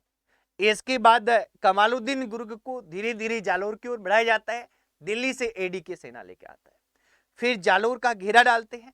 जालोर का घेरा डालने के साथ में ही एक दहिया राजपूत बिका को अलाउद्दीन खिलजी, जो प्रमुख सेना नायक था कानड़ देव का, अलाउद्दीन खिलजी ये कहकर अपनी ओर मिला लेता है कि आपको राजा बना दिया जाएगा। जब हम जीत जाएंगे आप गुप्त मार्ग बता दें या गेट खोल दें, आपको राजा बना दिया जाएगा। और वो क्या करता है, अलाउद्दीन खिलजी की सेना को गुप्त मार्ग जालोर दुर्ग का है वो बता देता है। और दैया राजपूत बीका के कारण यहां साका होता है कानड़ देव चौहान के नेतृत्व में, और सॉरी केसरिया होता है, और इधर जौहर होता है कानड़ देव की पत्नी है जेतल देव के नेतृत्व में। इस तरह से जालोर का साका होता है। और जालोर के साके में और भी घटनाएं होती हैं, उनकी हम चर्चा करेंगे। आपने करते हैं, लिखते हैं पहले। यहां अपने को यह ध्यान रखने हैं साथियों कि माकलाना युद्ध की हार के बाद, युद्ध की हार के बाद, माकलाना युद्ध के हार के बाद क्या होता है, माकलाना युद्ध की हार के बाद सिवाना से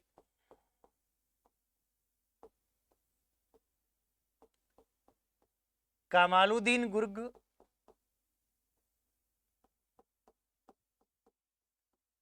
को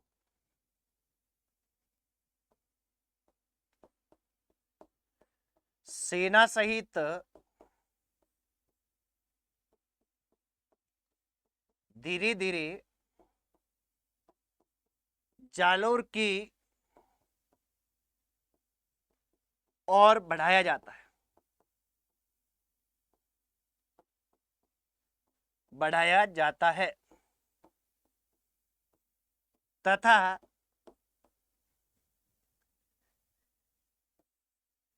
दिल्ली से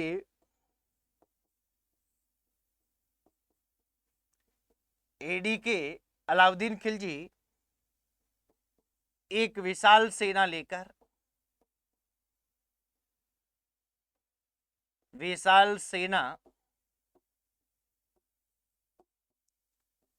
लेकर जालोर पहुंचता है, जालोर पहुंचता है।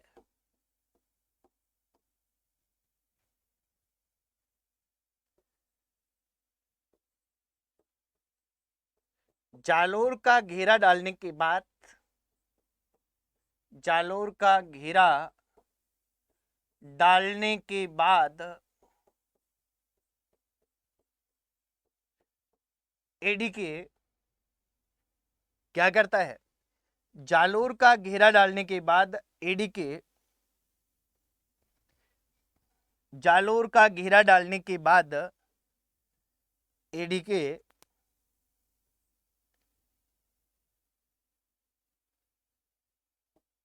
कानड़देव की सेना नायक, कानड़देव की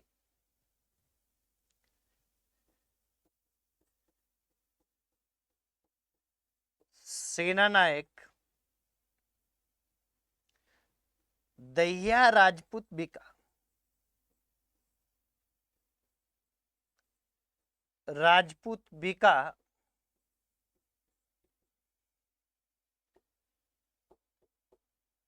को अपनी तरफ मिला लेता है, को अपनी तरफ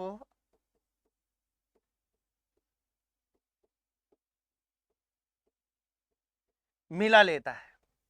अब दहिया राजपूत बीका को अपनी तरफ मिला लेता है, यहां अपने को इतना ध्यान रखना है।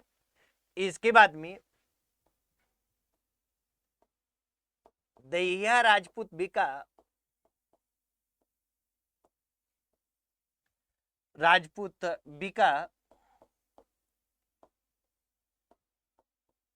एडीके की सेना को,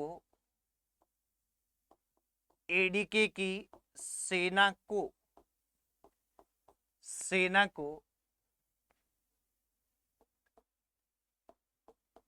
जालोर दुर्ग का, दुर्ग का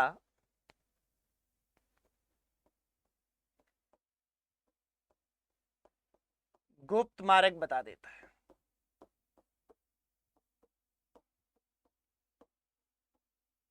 जिससे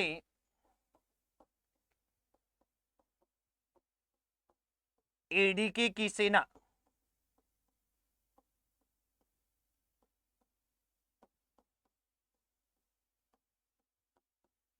जालोर दुर्ग में प्रवेश कर जाती, कर जाती है। यहां अपने को ये ध्यान रखना है कि दहिया राजपूत बिका,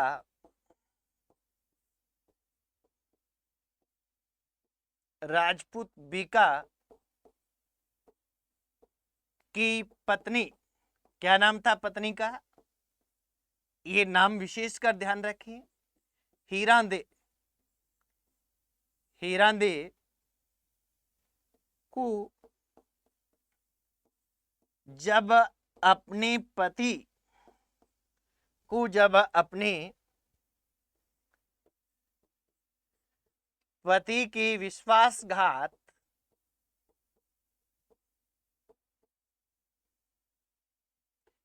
विश्वासघात का पता चलता है, पता चलता है, तो जब दहिया राजपूत बीका की पत्नी हीरांदे को अपने पति के विश्वासघात का पता चलता है तो क्या करता है, दहिया राजपूत बीका की पत्नी को, हीरांदे को अपने विश्वासघात, सॉरी, अपने पति के विश्वासघात का पता चलता है तो वह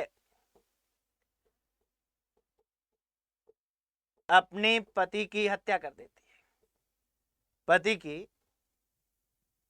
हत्या कर देती है। ये ध्यान रखने की हत्या की है किसने, इसी की पत्नी ने की है। और जब क्या है कि ये तब हत्या करके कान्हाड़ देव के पास पहुंचती है, उससे पहले क्या है, पहले सेना अलाउद्दीन खिलजी की पहुंच चुकी है। तो यहां क्या होता है साथियों, अब ये अंदर प्रवेश कर गई है। कान्हाड़ देव और वीरम देव के नेतृत्व में, कान्हाड़ देव और उसके पुत्र वीरम देव के नेतृत्व में क्या है, कान्हाड़ देव के नेतृत्व में केसरिया होता है। और कान्हाड़ देव की पत्नी कौन थी, पत्नी की थी, वो थी जेतल दे, जेतल दे के नेतृत्व में क्या होता है, जौहर होता है। यहां भी अलाउद्दीन खिलजी की सेना का सेनापति इस साके के समय कमालुद्दीन गुर्ग था। ठीक है, इस पे अधिकार कर लेता है अलाउद्दीन खिलजी। जालोर पर अधिकार के बाद में जालोर का नाम जलालाबाद रख देता है, जालोर का नाम जलालाबाद रख देता है। इतनी तो ये कहानी इतनी सी पढ़नी है। फिर हम थोड़ी वीरमदेव पे बात करेंगे कि वीरमदेव का हमने पढ़ा है कि एक तो फिरोजा से प्रेम संबंध थे, दो कान्हाड़ देव का पुत्र था। तीसरी बात यहां ध्यान रखनी है कि इस समय वीरमदेव जब लगता है कि मैं नहीं जीत पाऊंगा तो वीरमदेव यहां इसी जालोर दुर्ग में एक मंदिर था, आशापुरी माता, जिसको महोदरी माता भी कहते हैं, जो सोनगरा चौहानों की कुलदेवी थी। उन माता के मंदिर के सामने जाकर और स्वयं ही अपने क्या है कटार घोंप लेता है, यानी आत्महत्या कर लेता है। अब देखिए यहां एक कहानी है, ये कहा जाता है कि फिरोजा है, फिरोजा ने अपनी सेना को ये कह के भेजा था कि आप अगर वीरमदेव को बंदी बना ले तो उसे जिंदा बंदी बना के मेरे सामने लाए, और अगर वो युद्ध करता हुआ मारा जाए तो उसका सिर काट के मेरे सामने लाया जाए। तो यहां क्या है कि इसके बाद एडीके की सेना ने वीरमदेव का सिर काट लिया और वो क्या है कि फिरोजा के वहां दिल्ली ले गए। फिरोजा ने उसके शव जो शेर था उस शेर का दाह संस्कार करवाया और दाह संस्कार करवाकर खुद यमुना नदी में कूदकर आत्महत्या कर ली। तो ये कि एक तरीके से एक मुस्लिम महिला एक हिंदू पुरुष के साथ सती हुई है, एक तरह का उदाहरण है, प्रत्यक्ष रूप से मिलता है। तो ये इसकी एक कहानी रहती है। ठीक है, इसके बाद में अपने को क्या है कि ध्यान रखना कि इसमें एक भोज राजा परमार था, उसने संस्कृत पाठशाला बनाई थी। उसी संस्कृत पाठशाला को क्या है तुड़वाकर एक मस्जिद बनवा दिया, जिसे अलाउद्दीन खिलजी की मस्जिद या तोप मस्जिद या अलाई दरवाजा मस्जिद उसको कहते हैं। तोप तो उसमें छोटी सी तोप रखी हुई है, इस कारण उसको तोप मस्जिद कहा जाता है। तो ये चीजें अपने लिखते हैं, एक बार इसको इतना आप देखिए। ठीक है, इसके बाद में अपने कहां तक लिख दिया, एडीके की सेना हीरा दे। हाँ जी, अब देखते हैं कि यहाँ केसरिया किसके नेतृत्व में हुआ। देखिए, कानड़देव के नेतृत्व में, कानड़देव के नेतृत्व में केसरिया में केसरिया तथा कानड़देव की रानी कौन है, परिचय में हमने लिखा है जेतल दे। जेतल दे के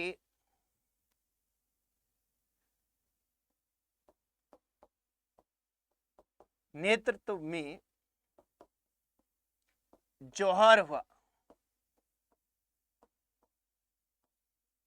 जौहर हुआ। इस साके के समय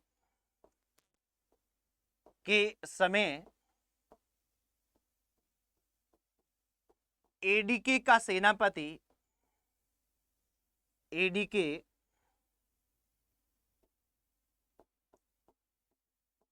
का सेनापति कौन था, कमालुद्दीन गुर्ग था।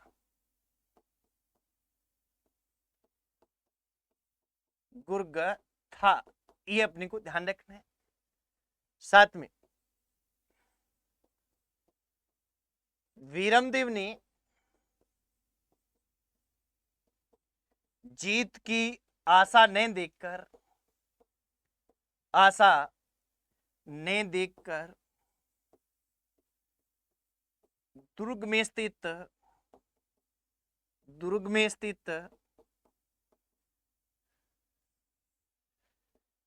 दुर्ग में स्थित अपनी कुलदेवी,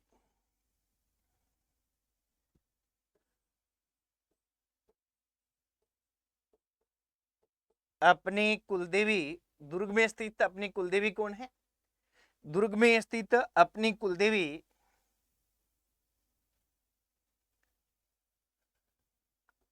आशापुरा माता है, या इसको महोदरी माता कहते हैं, बड़े पेट के कारण इसको महोदरी यानी महाउदरी, बड़े पेट वाली आशापुरा माता, आशापुरा ऑब्लिक महोदरी माता के मंदिर के सामने, माता के मंदिर के सामने स्वयं ही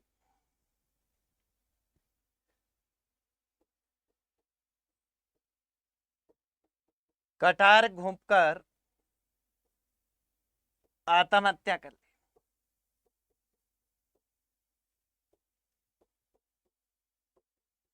कर ली। इसके बाद में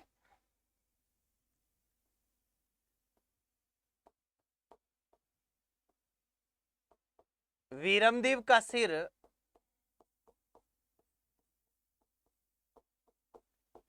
एडीके की सेना ने काट लिया,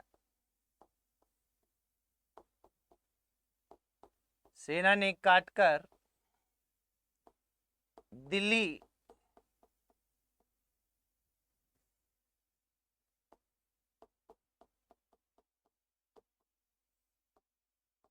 में फिरोजा के पास पहुंचाया, फिरोजा के पास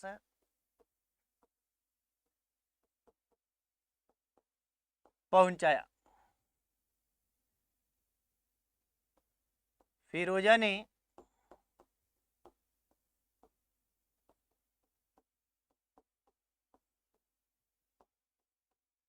सिर का दाह संस्कार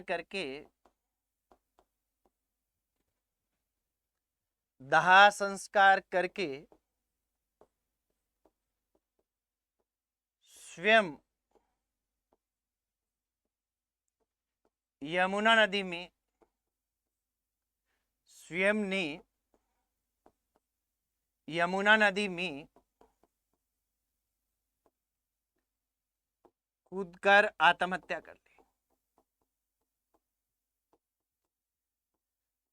आत्महत्या कर ली। ये तो पूरी कहानी होती है इसकी, ठीक है।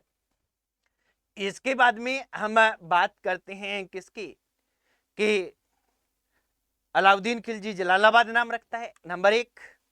नंबर 2, अपने ध्यान रखेंगे कि वीरमदेव सोनगरा है, सॉरी, कि ये जो इनके पूरे वंशज थे, इनमें मालदेव सोनगरा है जो कानर देव का भाई था, वो जीवित बचता है और वो अलाउद्दीन के अधीनता स्वीकार कर लेता है। उसके बाद उसे चित्तौड़ का प्रशासक बना देता है अलाउद्दीन खिलजी, और इसकी बड़ी बड़ी मूंछें के कारण इसको मालदेव मूंछाला कहते हैं, ठीक है। और एक अपनी बात लिखी थी पहले कि 1455 में अखेराज के यहाँ क्या होता है, अखेराज के टाइम में एक ये कानर दे प्रबंध की रचना होती है, 1455 में पद्मनाभ करता है। ये अखेराज वीरमदेव का पुत्र था, वीरमदेव का पुत्र था, ये अपने को ध्यान रखना है। तो यहाँ अपने इन जानकारियों को एक एक लाइन में लिखते हैं फटाफट और देखते हैं। सबसे पहले तो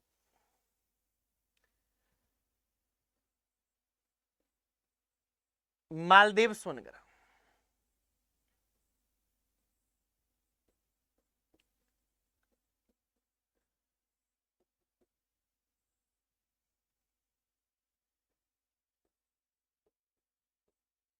इस साके में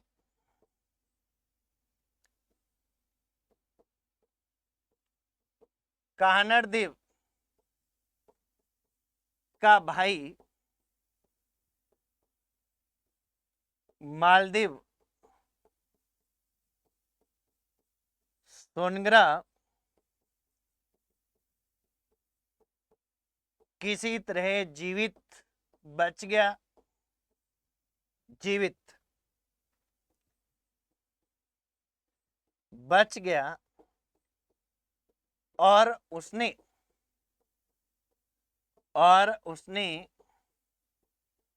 एडीके की अधीनता स्वीकार कर ली। एडीके की अधीनता स्वीकार कर ली।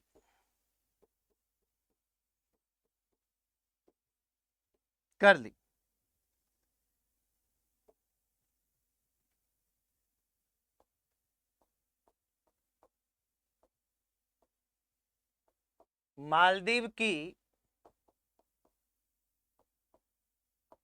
मूंछें बड़ी बड़ी होने के कारण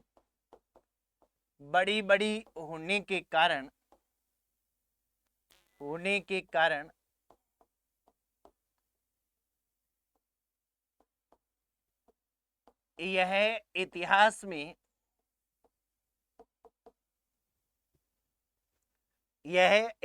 में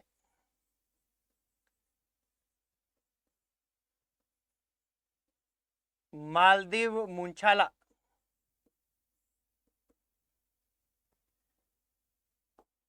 के नाम से प्रसिद्ध हुआ।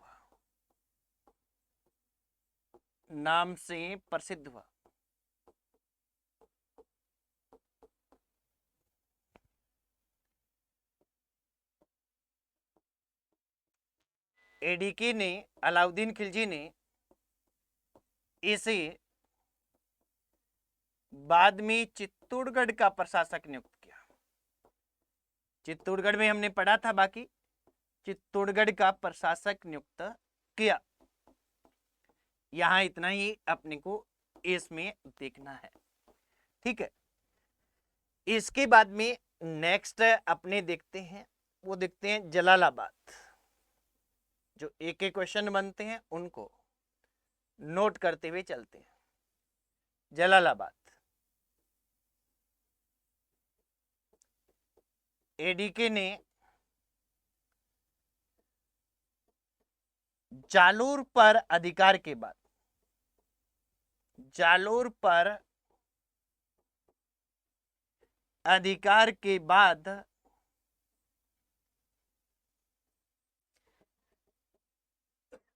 इसका नाम, एडीके ने जालोर पर अधिकार के बाद इसका नाम बदलकर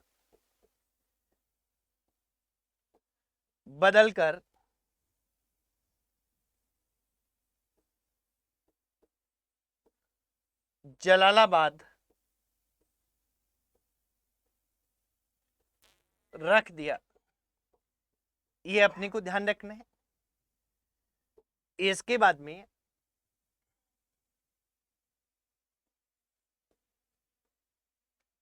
अलाई दरवाजा मस्जिद, दरवाजा मस्जिद, या इसको तोप मस्जिद भी कहते हैं क्योंकि इसमें एक छोटी सी तोप रखी हुई है। तोप मस्जिद, अलाई दरवाजा मस्जिद अथवा तोप मस्जिद।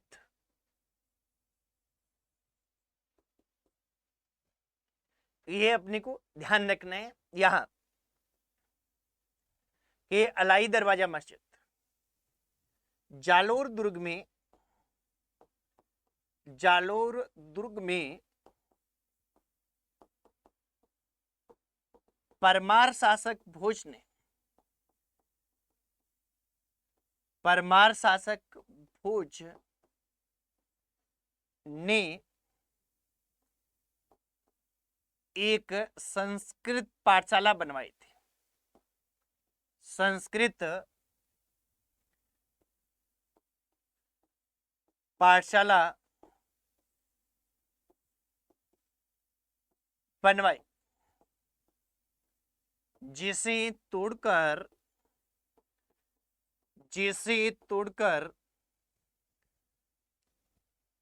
अलाउद्दीन खिलजी ने, एडीके ने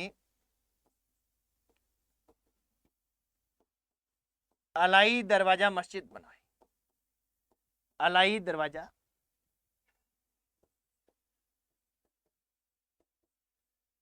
मस्जिद बनवाई।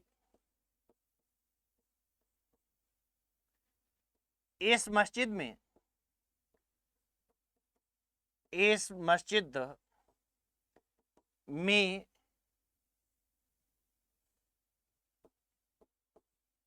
एक तोप रखी हुई है, एक तोप रखी हुई है।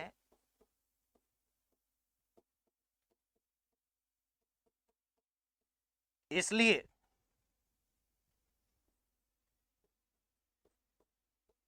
इसे तोप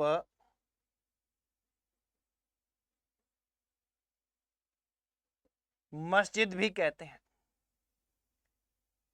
मस्जिद भी कहते हैं। ये अपने को ध्यान रखना है। तो ये हमारी तोप मस्जिद, अलाई दरवाजा। इसके अलावा यहां क्या है कि इस दुर्ग में फिरोजा का मकबरा भी है, फिरोजा का मकबरा।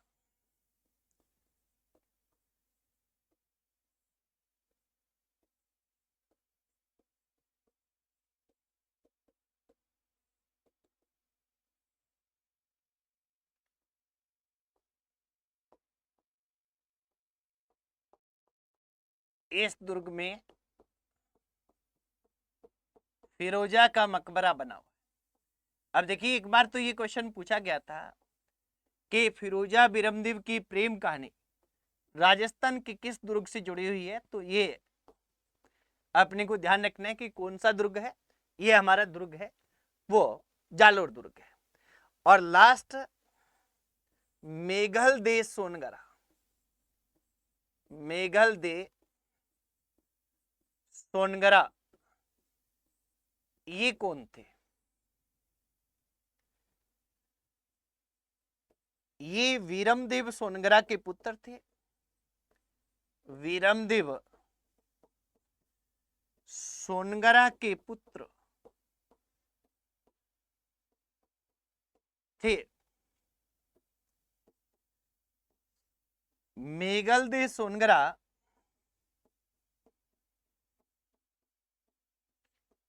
के पुत्र, मेघलदेव सोनगरा के पुत्र कौन है? के पुत्र अखेराज। अखेराज के काल में 1455 ईस्वी में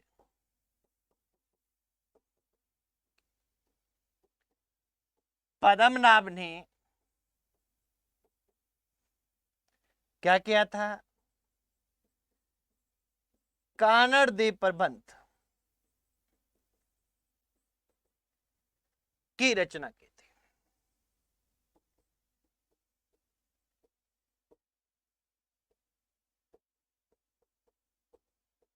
ये अपने को ध्यान रख लेना। तो ये क्या है कि ये हमारा था कानड़ देव। कानड़ देव में हमने क्या देखा, ये आप देखिए फटाफट से एक बार रिवीजन हम इसको कर देते हैं कि हमने सबसे पहले अध्ययन के कौन से बिंदु, ये पृष्ठभूमि, सामान्य परिचय, जानकारी स्रोत, जानकारी के स्रोत, एडीके के संघर्ष के कारण, संघर्ष की घटनाएं। अब जालोर में शासन 3 वंशों का रहा। गुर्जर प्रतिहार के ये 6 राजा रहे हैं और इनके अलग अलग विशेषताओं पर चर्चा की। सामान्य परिचय देखा हमने कानड़ देव का। इसके बाद में जानकारी के स्रोत, मकराना शिलालेख, खजाइन लुफ्तू, तारीख फरिश्ता, कानड़ देव प्रबंध, वीरमदेव, इसकी रचना कब हुई अभी अपने लिखा है, वहां भी लिखा है क्योंकि ये क्वेश्चन आता है। नैनसी ख्यात। इसके बाद में अलाउद्दीन खिलजी से संघर्ष के कारण, ये सामान्य कारण था उसकी भौगोलिक और सामरिक स्थिति। फिर महत्वाकांक्षी और साम्राज्यवादी होना। उसके बाद 3 रचनाएं, कानड़ देव प्रबंध के अनुसार क्या कारण था, फरिश्ता के अनुसार क्या कारण था और नैन्सी के अनुसार क्या कारण था, ये अपने को ध्यान रखने हैं। इसके बाद में संघर्ष की प्रमुख घटनाएं 1299 में क्या हुई, 1305 में कौन सी हुई, उसके बाद में फिरोजा आई तो तब क्या हुआ, फिरोजा के बाद में उसके धायमा और नौकरानी गुलबेस्त आई तब क्या हुआ, और फिर सिवाना का साका किस तरह से हुआ, उसमें किन किन की भूमिका रही, कौन मारे गए, और सिवाना के साके के बाद में उजाड़ने का जो मारवाड़ को आदेश था उसमें कौन से 3 स्थानों पर जो अलाउद्दीन एडीकी की सेना है उसने उत्पात मचाया। फिर मलिक नाइब सबसे पहले घेरा कौन डालता है सिवाना के साके के बाद, मलिक नाइब डालता है, ये ध्यान रखना है, कमालुद्दीन गुर्ग नहीं डालता। फिर माकलाना का युद्ध होता है, इसको भी ध्यान रखेंगे। और इसके बाद में जालोर का साका होता है, और जालोर के साके में हीरादे प्रमुख भूमिका रहती है, जेतलदे रहती हैं, कमालुद्दीन गुर्ग रहता है, कानड़देव रहता है, वीरमदेव रहता है, मालदेव सोनगरा कौन था, जलालाबाद किसको कहा गया, क्यों कहा गया, अलाई दरवाजा या तोप मस्जिद क्या है, और इसके बाद में ये फिरोजा का मकबरा और मेघलदेव सोनगरा कौन था, ये अपने बात की है। अब देखिए साथियों, यहां ध्यान रखना है कि कानड़ देव में इससे बाहर कोई भी क्वेश्चन नहीं आएगा। आप इन्हीं को बार बार पढ़ें और इतनी को पढ़ें, बाकी आपको जो क्वेश्चन करवाएंगे वो करते जाएं। आज इतना ही मित्रों, कल फिर मिलते हैं, तब तक के लिए जय हिंद, वंदे मातरम।